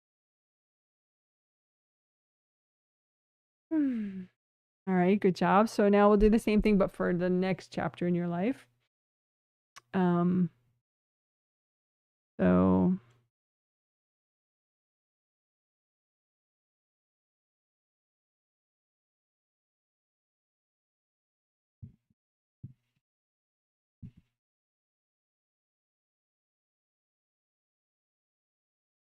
we did already just for this chapter in your life. So we'll do the same process, but for the next chapter in your life. Just make gold boxes out in front of you, gold blanket, gold dumpsters, whatever amuses you, and just put into it all the junk that about the next chapter in your life, your fears, your anxiety, your impatience, whatever gets triggered about the next chapter in your life, just shove all that baggage out in front of you. And especially anything you're avoiding or you're in resistance or you're in denial about related to the next chapter in your life. And say, angels, is it healthy and gentle to clear all this right now? So that your angels will edit the piles for you. And then, so whatever's still there is healthy and gentle. So you can go ahead and ground it extra, bring up red earth energy and soak all that junk in the red earth energy. Melt cords going into that junk from everybody else, from yourself. Just melt all the cords. And then you can blow up those piles or just melt them away.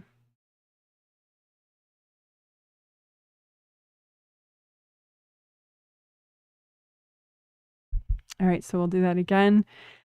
Just make gold boxes out in front of you, gold dumpsters, gold blankets, whatever, or nothing. Just pile the baggage, put copies of all your baggage out in front of you that you're most resisting about the next chapter in your life, or you're most in avoidance or you're in denial about the next chapter in your life. And feel free not to read it. Just put it out in front of you. That's fine. You can still clear it without reading it. And say, angels, is it healthy and gentle to clear all this right now? Just take a deep breath while your angels edit your piles for you. And then just bring up red earth energy from straight up from the core of the earth to ground the piles, and use lots of gold light to melt cords going into those piles from other people and from yourself. And then you can melt the piles of baggage or set them on fire with gold light and burn them down so they're nothing, or blow them up in colorful fireworks, whatever you like. And just make sure it's all melted, it's all gone. And any that's left over, you can give to your angels. Angels, can you help me with all that? All right, and then we'll do the flowers, flower healing for the next chapter in your life. Again, you don't have to know what it is. Sometimes you're just not meant to know. That's fine. No biggie. Just make a lot of energy healing flowers for yourself, whatever is nurturing and supportive and strengthening for you for the next chapter in your life, but good to have now. And just the angels, can you check my flowers and give them to yourself? We'll do that again. Make it out of universal healing energy, gold light, and/or rainbow colors. Make a whole bunch of flowers, healing flowers, the exact vibration that would help you to be nourished and strengthened and ready for the next chapter in your life, as much as you're supposed to be ready now. And say, angels, can you check my flowers? And give them to yourself. Take a couple deep breaths.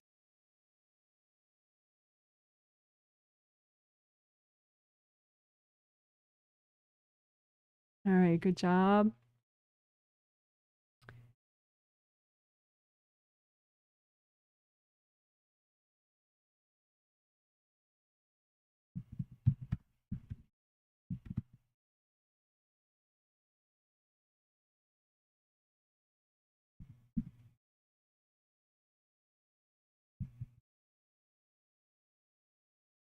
Okay, so I think this is the second to last thing. I think this is the thing right before the wrap up, but we'll see. That's easy, super easy, especially after all the other stuff we did. This is nothing. Just, you can put out in front of you in gold blankets or gold dumpsters, gold boxes, whatever, or just pile them with nothing under it. All your baggage that is still triggered by maybe the US election or just politics in general, or politics in your own country if that's not the US, or politics, whatever, just international politics, your national politics, whatever. And say, angels, is it okay to clear all this right now?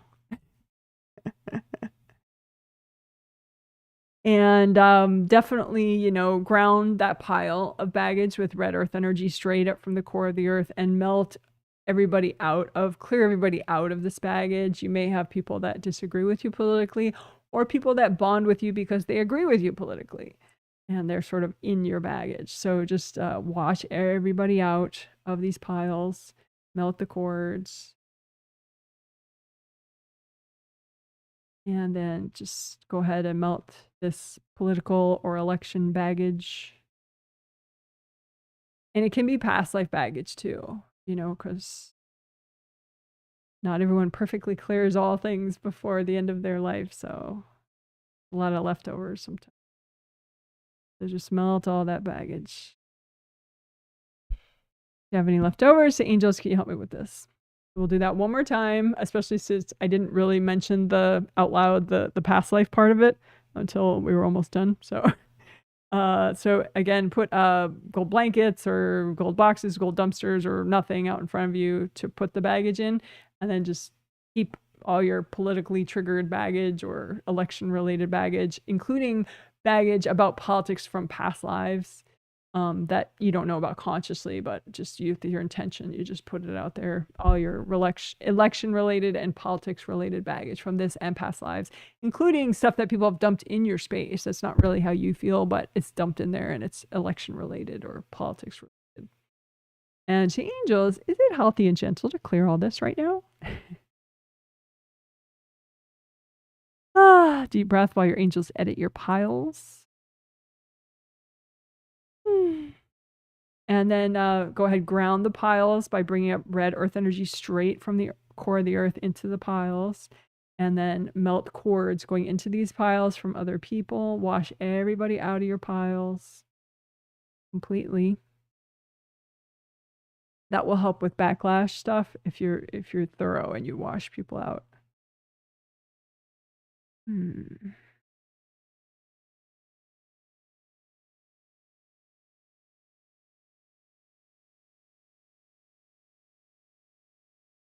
then you can blow up the baggage or melt it with gold light.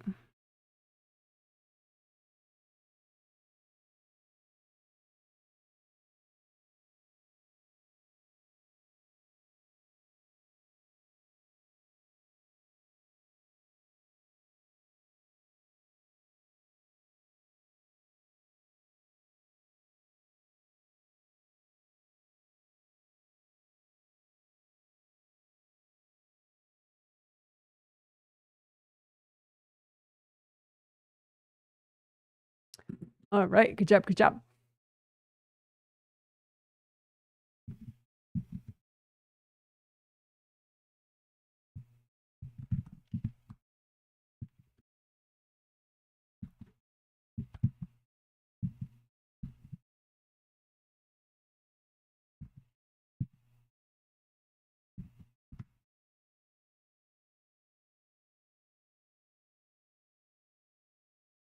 Okay, so we'll do a pretty standard wrap up right now to end the healing. Just imagine all of you, a copy of all of you out in front of you. So all your 17 auras, your astral body and your physical body are inside those auras, and both your groundings, which connect you to the core of the earth. I don't know that I mentioned before, bring your grounding up high as your third chakra. Your third chakra is below the sternum bone. So bring both groundings up nice and high. Comb through both of your groundings. And melt the junk out of your groundings so they work better. Melt the junk out of your bottom of your auras. Any part of your aura beneath your feet, especially.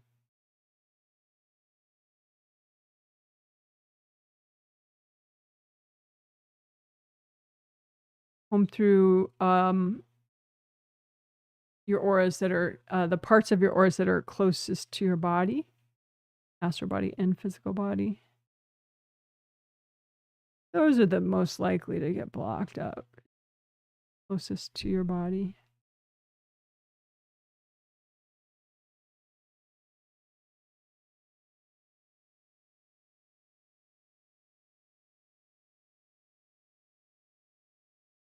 So empty unprocessed stress pots, that's the one I wrote in the middle there. Empty unprocessed stress pots, USPs.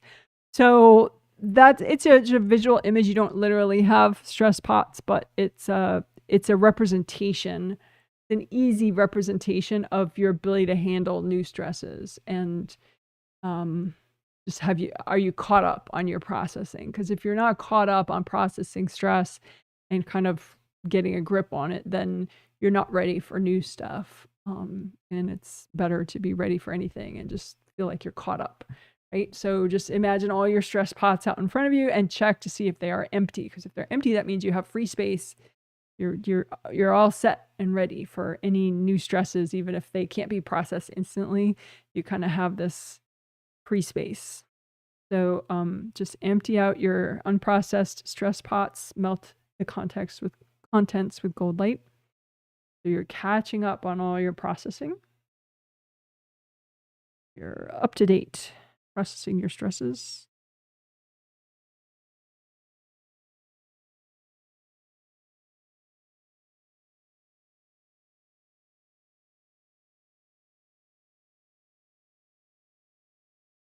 And if your pots are not emptying, make sure you melt cords from other people going into the pots.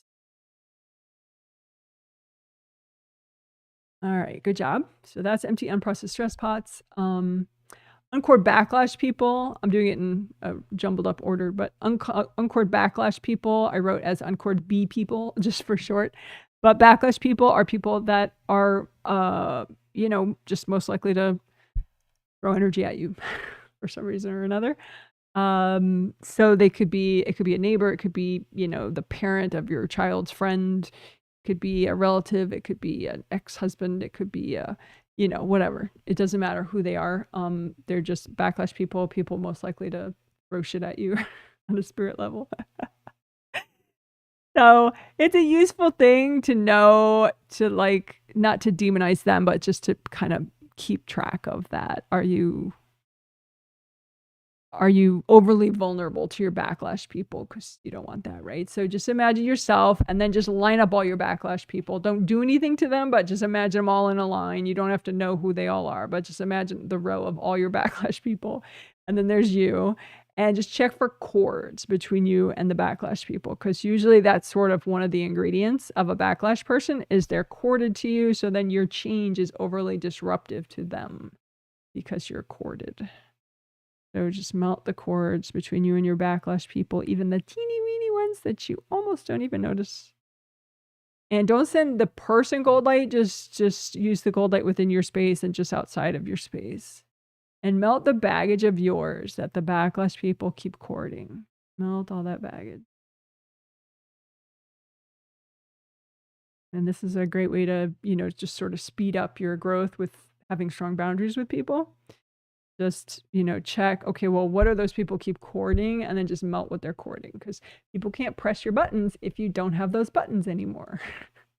And those buttons are baggage of yours that they keep cording.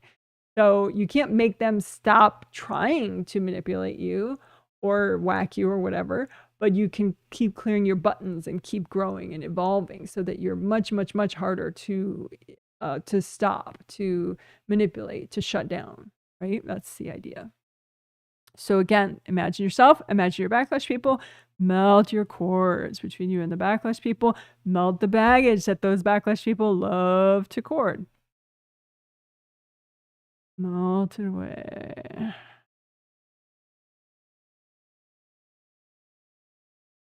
You want to be much harder to manipulate, much harder to shut down. So you can just have your autonomy and your empowerment and think for yourself. And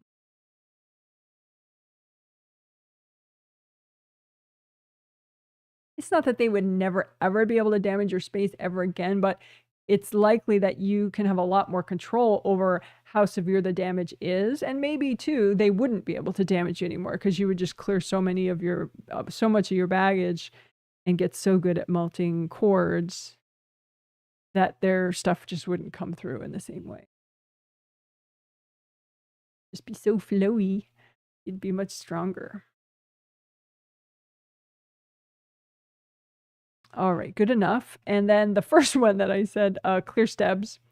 So stubborn triggered energy blocks. That's what STEB stands for. So it's just anything that's still triggered that hasn't cleared, even though we've literally done half a zillion clearing techniques. So these are stubborn ones that are still triggered. So just stack them up in front of you, copies of all your stubborn triggered energy blocks that are bothering you on any level. And red grounding, nice red, bring up red earth energy straight from the core of the earth to soak your STEBs in red earth energy.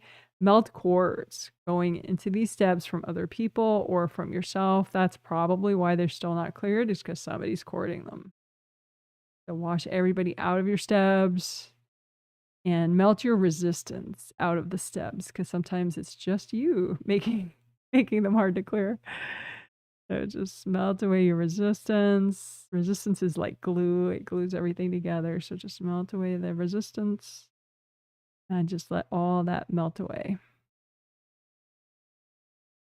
If any are left over, give them to your angels. Angels, can you help me with these? One more time, faster. Just put any STEBs that you have right now that are healthy and gentle to clear out in front of you. Say, angels, is it okay to clear all these right now? Red grounding, melt cords, blow them up or melt them. Any left over, give them to your angels. Angels, can you help me with these? Double check your grounding, unblock everywhere in front of your biker shorts area.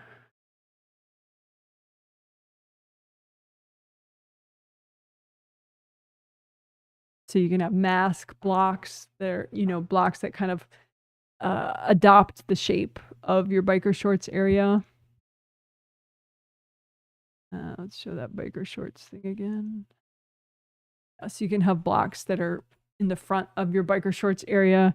So you can just get your fingers behind there and move out those mask blocks in front of your pants, biker shorts area, and just melt cords going into these blocks. And then melt the blocks themselves or blow them up. One more time, comb through your biker shorts area, especially in front. If there are any mask blocks that are pressed up against the biker shorts area and they sort of take on the shape of that area, just grab those blocks, ground them in so much gold light, melt cords going into them from other people, and then melt the blocks. If any of them don't melt, you can just hand them to your angels. Angels, can you help me with these? I say too, if there are any angels, if there are any invasive beings messing with me at all as I've been doing this healing, can you please recycle them?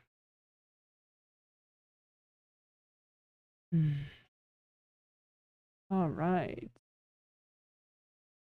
So as we wrap up, just ask your angels. Angels, can you please help me wrap up this healing?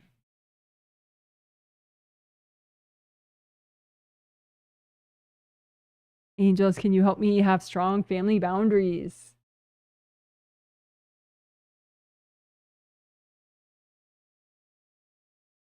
And angels, can you help me do proactive clearing for this chapter in my life and the next chapter in my life?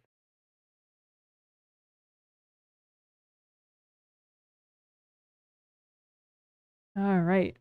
You're a rock star. Woo woo. That's a healing. Yay. You're amazing. Woohoo. I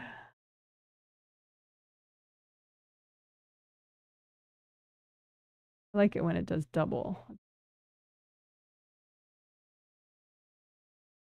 To do double.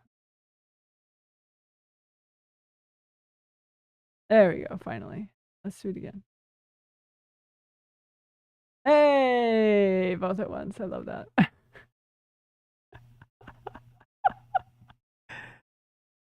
Okay.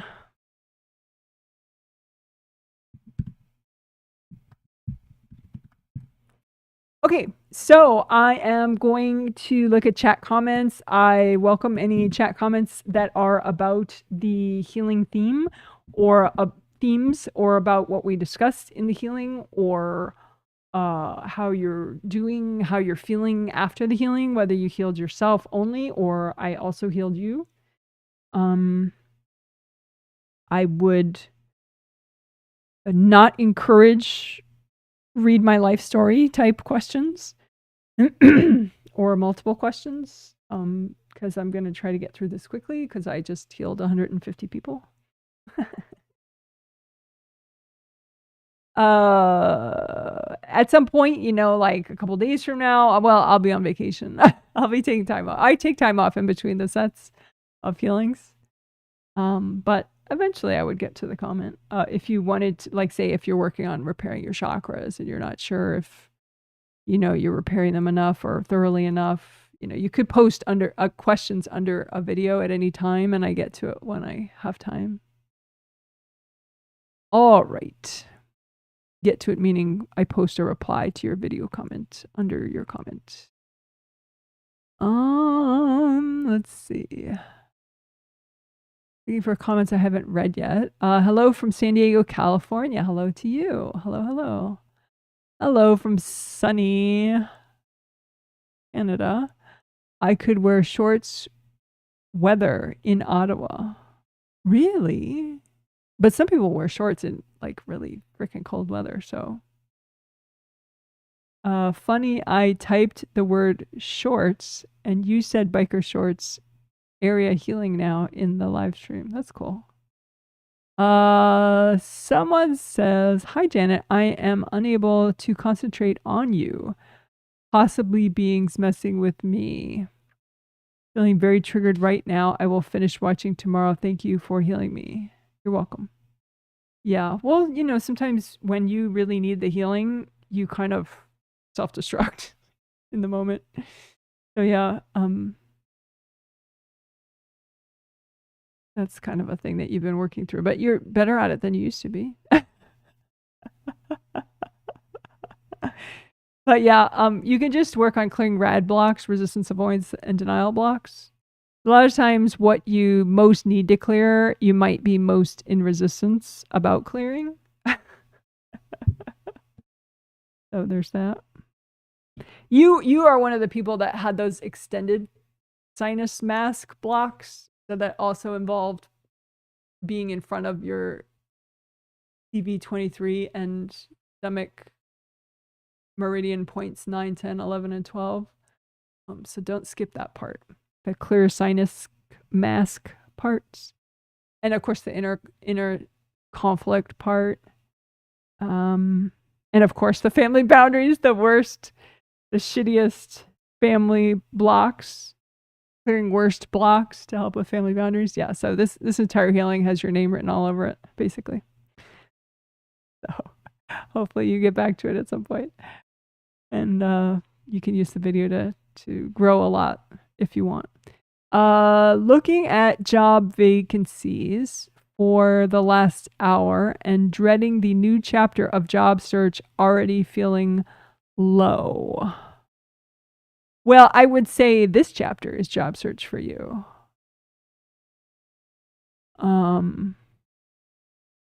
But you know, splitting hairs between this chapter versus next chapter. But yeah, the that's good that you're looking at the job vacancies. The thing is, what you could do is clear the blocks that trigger when you are looking at job listings. And you could even proactively clear what triggers when you look at job listings, and what family member jumps in your space when you're looking at job listings too. Because, your dad is manipulative and heavy-handed, but your mom, she can be a real like backseat driver, and kind of get into the back of your aura and then like jump right into your space as like forward as she can get from there, and so I think your mom kind of hops into your space as much as she can when you're looking at the job listings. So maybe some kind of music that she would hate, you could play that in the room while you're looking at job listings, or play it on your headphones when you're looking at job listings. Because music can be very nice, it's vibrational, and your inner ear, relates to like telepathy and your mind and your state of mind. So there could be some type of music that really like you enjoy being present and listening to that music, and how it like vibrates your inner ear and, all that. And that could be, you could find some music that is more body, fun for you, and that would naturally keep you in more. So it'd be harder for your mom to do her whole like, let me jump into my daughter's head right now thing that she wants to do. So I hope that helps. You could even like try, I don't know if you ever do any like foot rubs for yourself, but you could like make a deal with yourself. Okay, I'm going to look at 5 job listings and then I'm going to take a break and do like a foot rub, and listen to a song or something, I don't know if you ever dance to music, in your house. I do, but if you do, I think that would for sure get both your parents out of your space. It'd be like, oh my God, what is she doing? And they'd like pop back to their bodies. So that could be amusing if there's some type of music that you like to the point where you would actually dance to it. So it says, hi, Janet. I felt a lot of energy moving with the biker shorts healing and also flow zone areas. That's fun. Is there anything the angels would like me to know for energy management until the next healing session?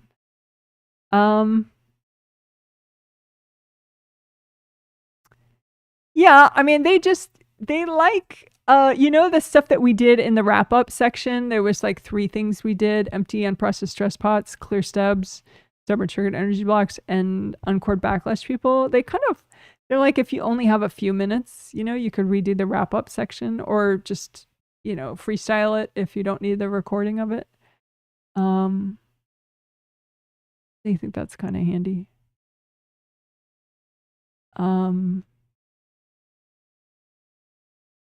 They feel like too, you could, all the November healings are in a playlist together, from this month. And so you could just kind of, like center yourself for a second and just play games with your angels and be like, okay, angels, which video should I look at right now? And then which technique of which video should I do right now? Because there's so much in them, and you could just make it like a fun game. And just, even if you only have 10 minutes, you could just pick, because a lot of these sections are pretty short. You wouldn't know because the whole healing is like 3.5 freaking hours. But, your angels think that could be like a fun game that you play with them. You could definitely do that with other month playlists, but they kind of like this past month, the November playlist. So just play a game with them and, pick a video within that and a technique within that, and just different times. Someone says, thank you, Janet. Mild headache. Well, and also to, you intuitively check, do I need any of the 5 essentials, because that obviously that's why I call them the 5 essentials, because they're most helpful to get you present fast again, especially if there's any level of damage. So checking your 5 essentials with your intuition, that's nice. and time saving. You know, if you can intuitively check, do I need more grounding unblocking right now? Do I need more aura repair right now? Do I need, you know, work back here with my good karma windows, or, you know, just check all the 5 essentials. You don't have to do them all if you don't need them all, right? Like, say you only have 2 minutes, you know, use your intuition. Pick which of the 5 essentials would be the best thing for those 2 minutes. You know, so you kind of work with the time and the motivation level that you have at that time. Okay, hope that helps. Someone says, thank you, Janet. Mild headache right above left eye. That started in the beginning of the healing, but overall feel good. Anything my angels want me to work on that I'm not used to being so calm. Not used to being calm.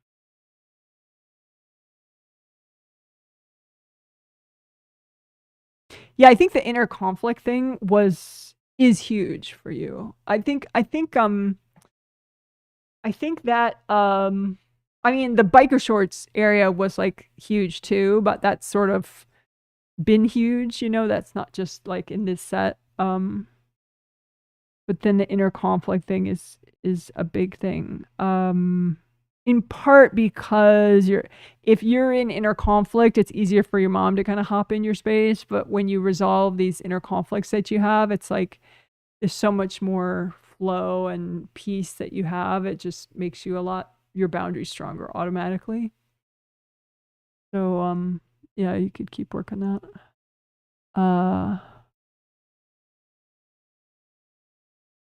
The headache above the eye that started in the beginning of the healing.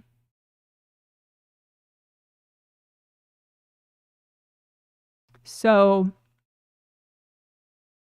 you know, you can just find which meridians are screwed, you know, which points of which meridians, and, you know, find the hard object or several hard objects that are still there, and just remove them, and, you know, get the aura flowing and repaired there. And then, you know, if the damage got to the point of the meridians, which it probably did because of the level of discomfort you felt, then just heal those meridians. And, you know, if there's that much discomfort, then the likelihood is that you have some damage to the major chakras in that area as well. So cracks, you know, so redo, you know, double check like 7, 6, and 5 physical, 7, 6, and 5 astral, and, you know, make sure to repair those fully. Your creative rings look fine, but that would be something also that you just double check.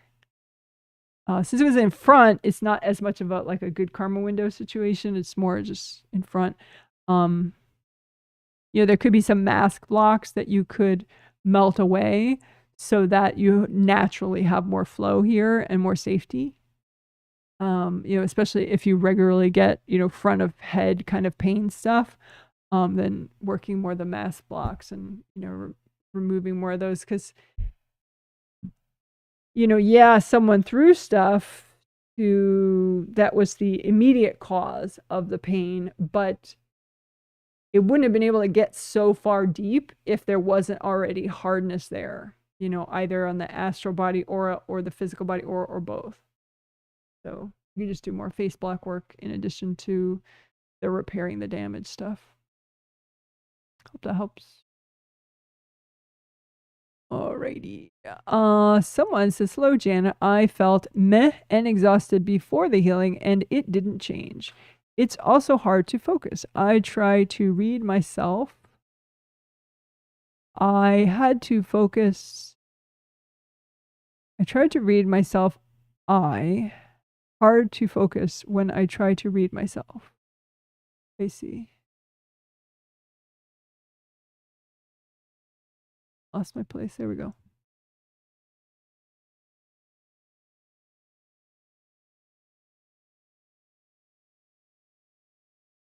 You know, you could redo the work that we did. Today's creative ring section was unique in that we also unblocked above the creative rings, which was nice. And it allowed the creative rings themselves to be safer and have less gunk around them. So you could redo that, a little extra repair in the back of your creative rings, and then the blocks above your creative ring, and just keep doing that until you get like this nice sense that the flaps, because right now your flaps are open of your creative rings, and you have a little bit of damage still in the right in the back of your creative rings.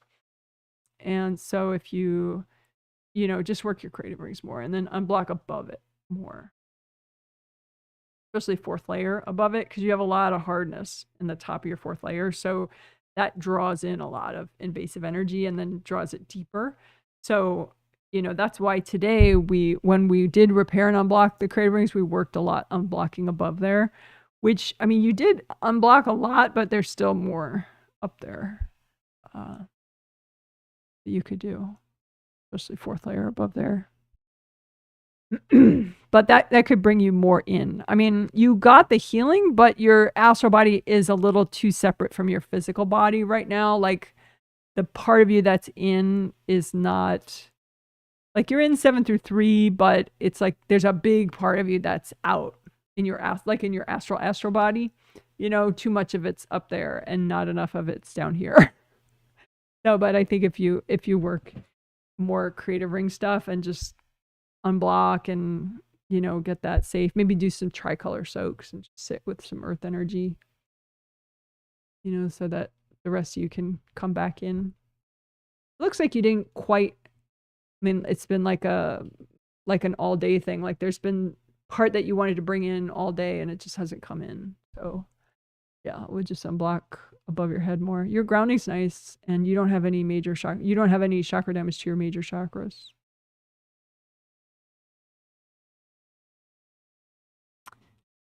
So it says, thank you for the twin set healing. I felt pretty exhausted throughout the healing. I'll be picking up the kiddos from school shortly, hoping the walk there will help out. Yes, walking is good. That's nice that you get to walk to pick them up. That's cool. That's grounding. Yeah, well, you're dealing with a lot today. So sometimes that is a little disorienting, if you have a lot of bigger things triggered. So you can just, imagine, make a big old blanket and imagine all the shitty things that are triggered, and uncord everyone from your shitty things, and melt your shitty things. Just whatever guck is triggered.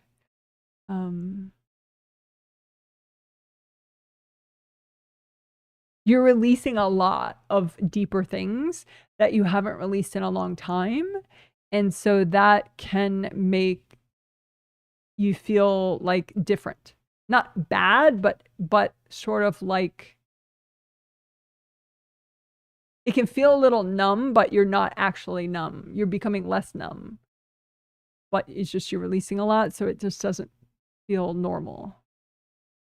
Because you're releasing a lot. So if it ever becomes feeling not normal and feeling actually quite bad, then maybe repair stuff and unblock your grounding again. But right now, nothing's really wrong. You're moving forward. You're just releasing a lot. So I hope that helps. But yeah, that advice about if you have music you like to dance to in your house, that could be nice, help get you back, help keep things, like sort of innocent fun. Maybe not innocent, but help keep things fun. So it says, thank you. Made it through this healing until the last 15 minutes where I started getting a lot of pressure around the front of my head. All else good.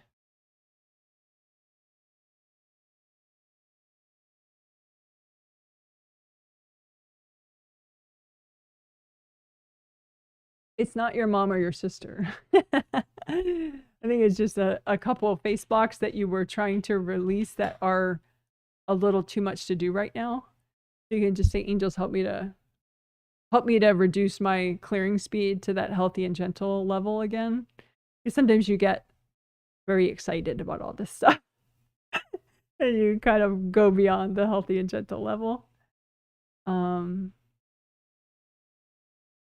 So yeah, just say, angels, help me to back it up to get to that healthy and gentle level. All right.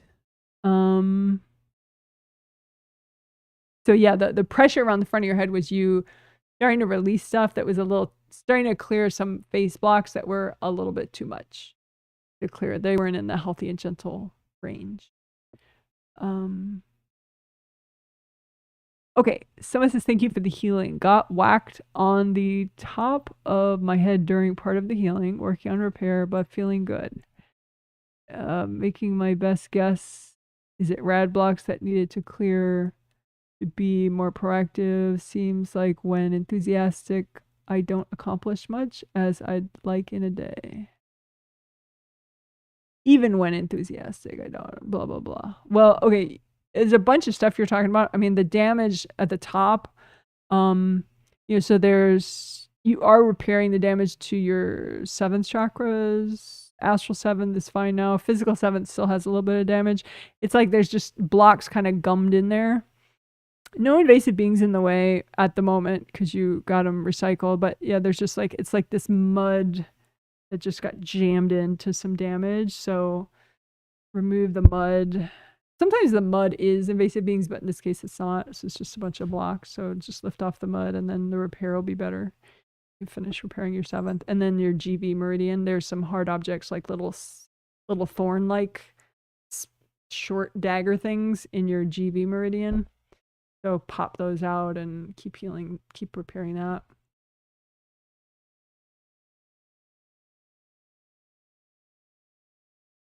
It was from your dad.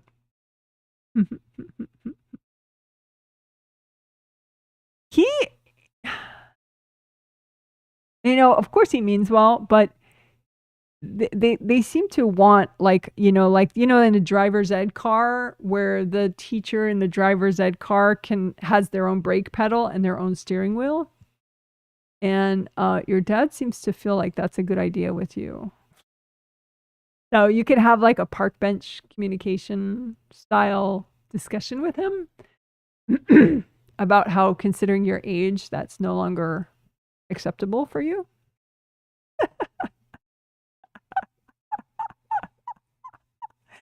And just ask him to take some angel classes so that he can work through that. Even your mom, you could talk to her separately, but the same idea, park bench communication. That, at your age, her having a brake and a steering wheel for you is not something that you're willing to accept. If that is indeed something you're not willing to accept.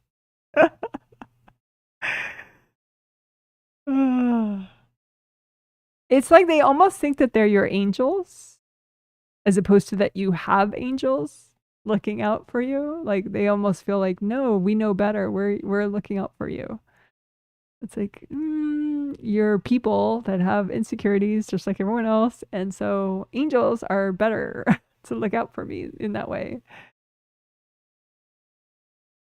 So anyway, yeah, there's that.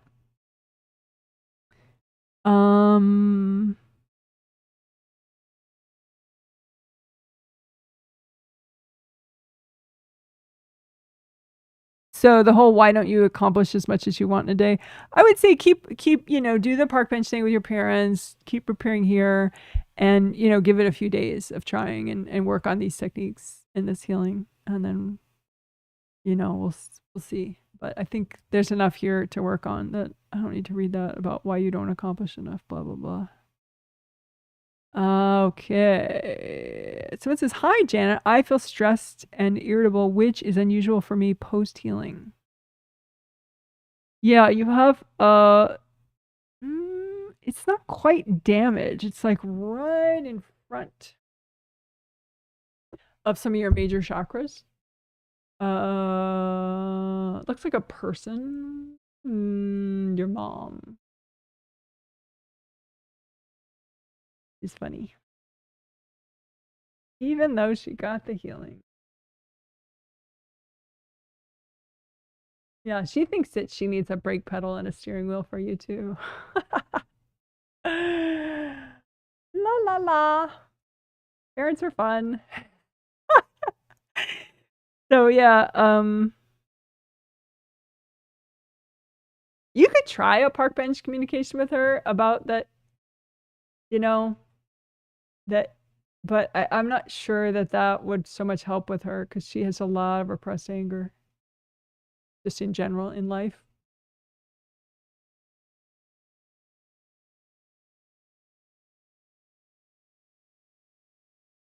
Maybe if you did a park bench communication thing with her and you offered her a deal where like you and she can have like an angel assisted hangout on the astral like once a week in your sleep, you know, so it's with the angels, so it's totally safe and everything. But they'll find some astral level that's safe that both of you and both you and she can like go and do some fun activity together, like a mother-daughter thing. And in exchange, she has to take angel classes so that over time, as soon as possible, she can accept the fact that she should not have a driver's ed brake and steering wheel for you. Because she can't just wrap her brain around that without getting something in return. But if there's a once a week angel assisted hangout on the astral between you and her, then that motivates her to be like, okay, good. Then I'll try this nonsense that you're talking about. I hope that helps. But yeah, it's just your mom. They're going, no, this is ridiculous. I should be able to micromanage you. You're my daughter. You know what I've done for you? So you can just wash her out in the meantime. Well, hopefully over time, you know, with a little bargaining, you and she can get on more stable footing. That would be nice, at least subconsciously. Someone says, thank you, Janet. Feel a bit brighter and more energy after the healing. Think my next chapter is more of my own practice and less clinic, but think my angels say not cutting back for about 2 years. Well, they keep using the word gradual for me because you're very much like, you know, tear off the band-aids quick kind of gal. But they're like think of it in like 3 phases, and you can chart out how long each phase is, and if you grow faster then the phases can be shorter, you know, but that there are different things that you can learn and receive in each phase, you know, and the whole financial stability aspect obviously is a factor as far as what you're receiving in each phase. But yeah, they rather than just, you know, working in a group setting versus independent, you know, several stages of easing into it, and, you know, the different learning and support levels that you receive at each stage. They think that's a little bit more what they've been trying to say. All right. So it's a thank you. Yes, definitely needing this theme. LOL. Yes, it is. Family boundaries is one of the most popular themes. It's kind of my specialty. One of my specialties. So I tend to people that need family boundaries work tend to find me. Someone says my neck tensions are loosening up and I started reorganizing my closet. You go, girl. Oh, I have a fun visual aid for closets. Hold on.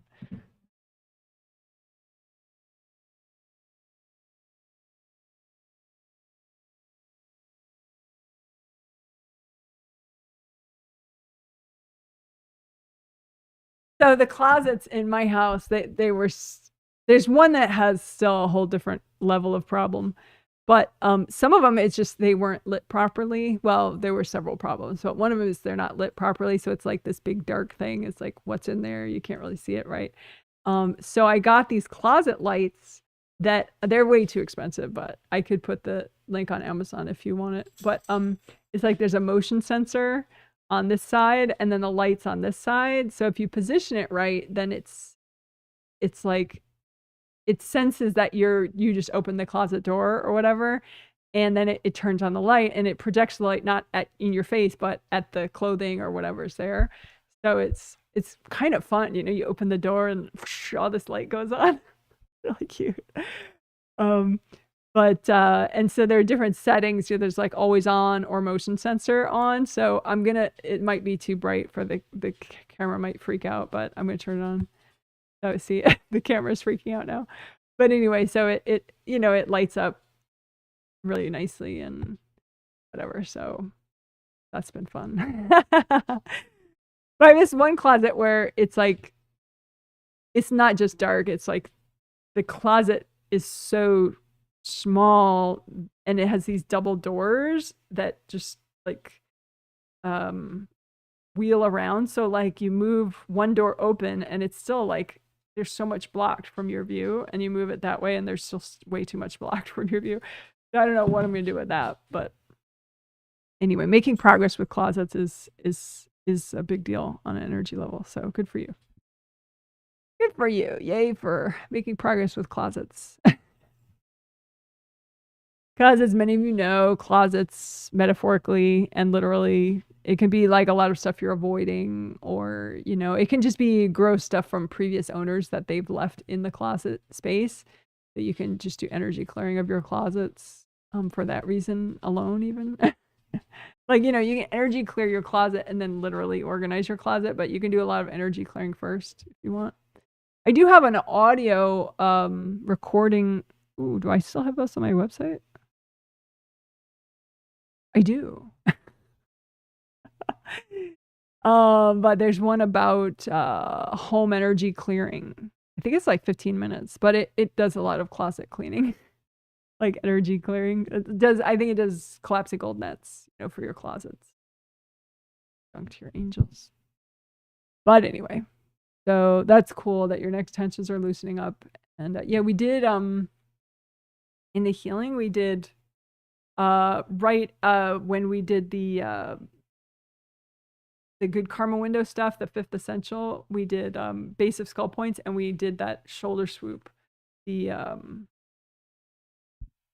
get back to it.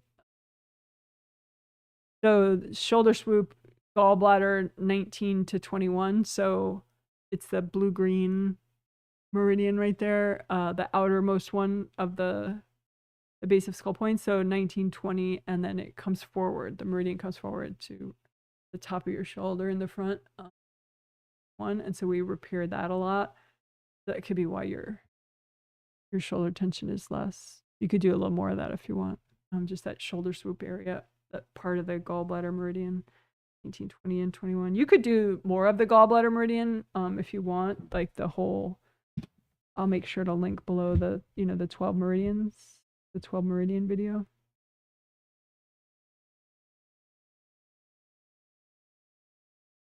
In the comment section, but I linked it below in the last healing if you need to find it quickly. Oh, cool. Good for you for starting to reorganize your closet. That's a big deal. Someone says, hello, Janet. Can you tell me about my healings? Currently, I'm not working. I have to change the apartment, but I can't find apartment. I don't have wish to paint and create things.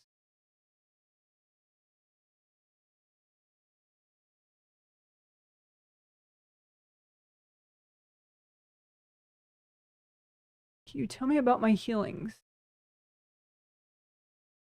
I don't think I healed you this time. I don't, that YouTube name doesn't ring a bell with me. But you can email me and let me know who you are, but it doesn't, my email is janet@jwhealing.com. So I don't think I healed you, just talking out loud.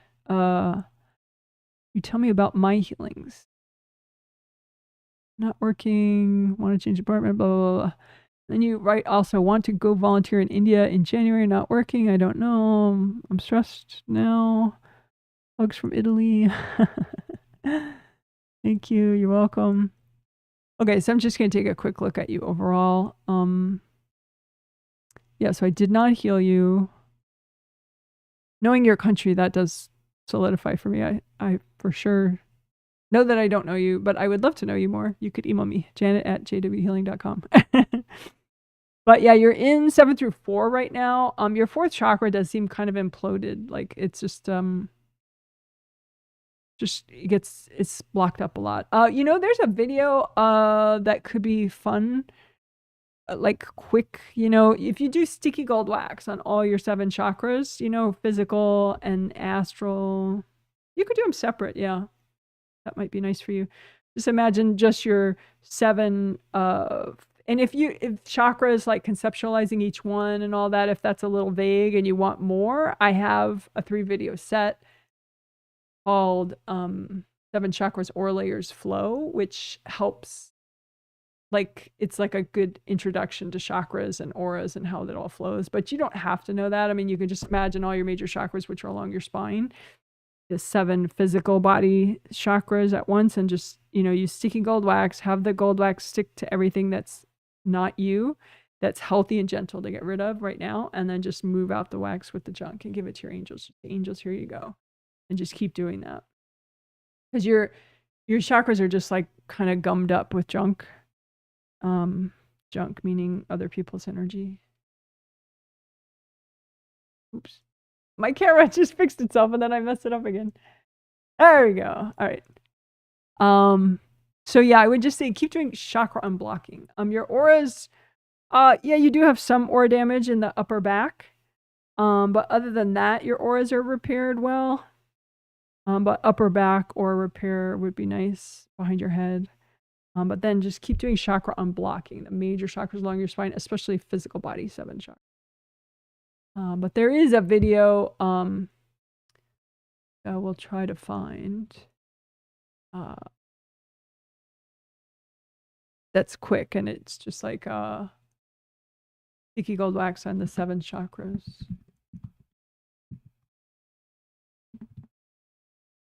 If you search Janet Wright sticky wax and the number 7, it comes up.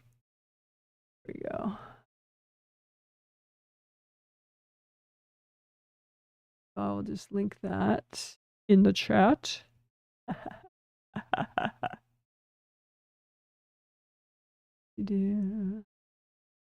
So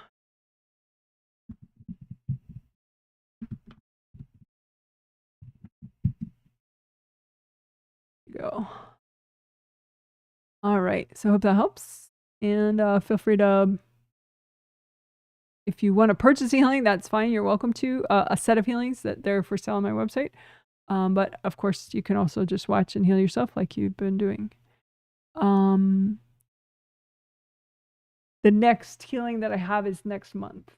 Because the triplet sets start on the first Friday of each month.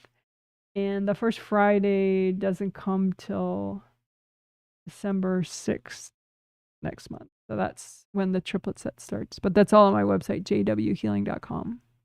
Schedule. Someone says, thank you, Janet. Feel more present most of days, but when I lose the presence, it is hard to get back to it. When among crowds, I get damages and I don't get to clear fully. I use general and customized techniques with a question mark. How is that a question? I use general. Okay. I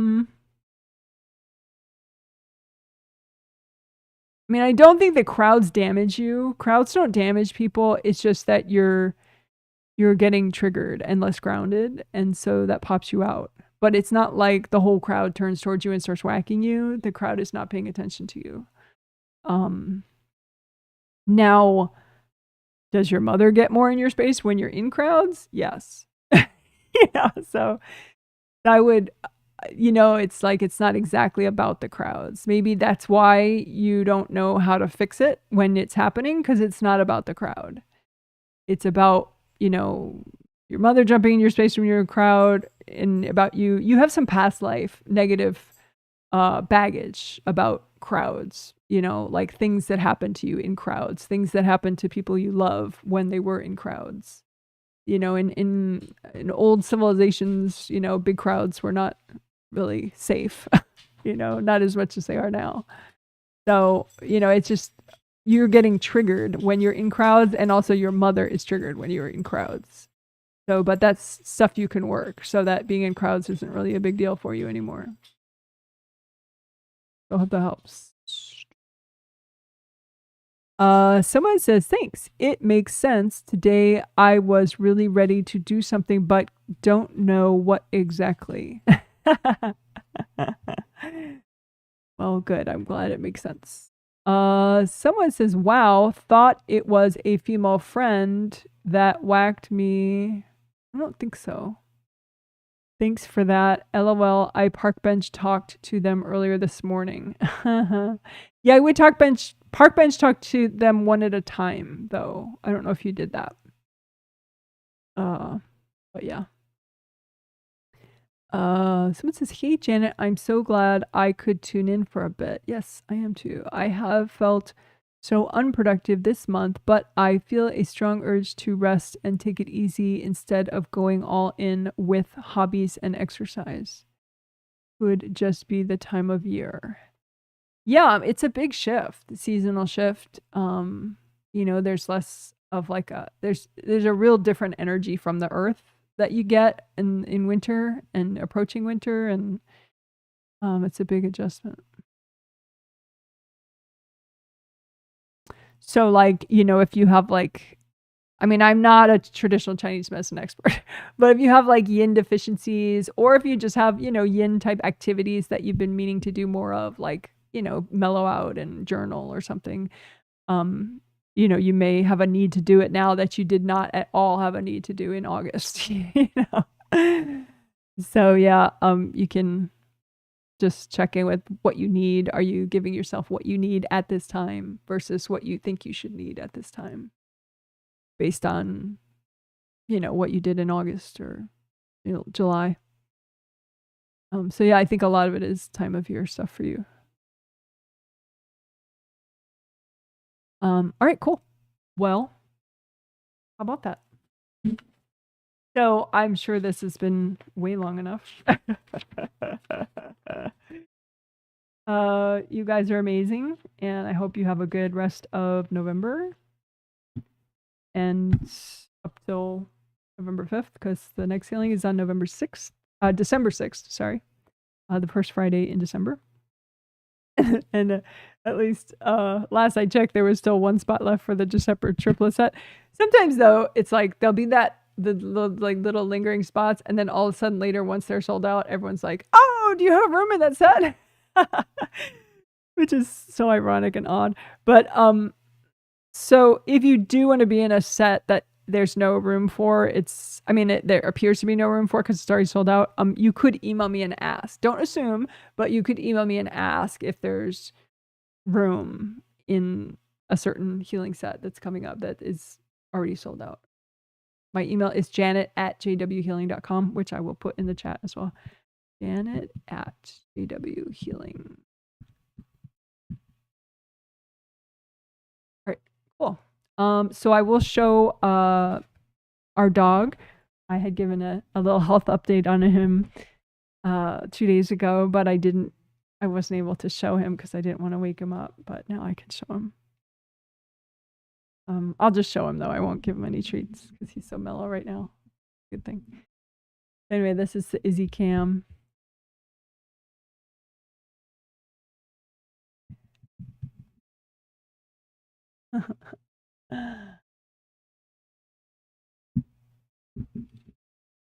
All right, there he is in all his cuteness.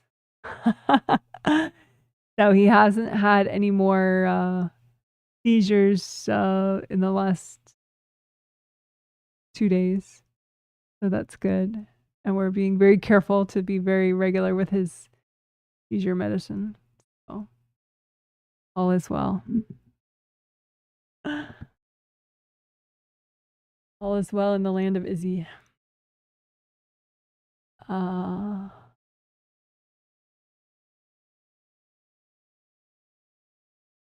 Someone gives an energy question. How do you decipher between self?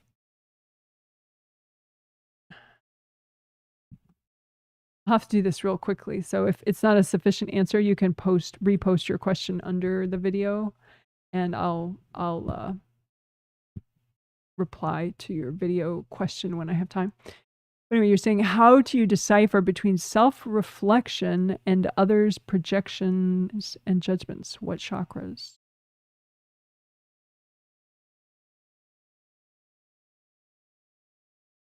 I mean, it's a little vague what you're saying. I mean, because anybody's energy can be in your space and affect any chakra or any aura layer. So, I mean, as the more you clear over time, you get a sense more of what's you and what's not you. But, you know, I think it's sort of a continual journey because, like, even, you know, in this healing, which there'll be little chapter titles soon, in the next 8 hours, I'll put it so you can go right to certain sections in the healing that we did. But in the inner conflict section, you know, we did a lot where you disagree with you, you know? So it's like there are subconscious parts of all of us that are us, but that is not like in line with what we consciously think, you know? And so there's a lot of complexity to it.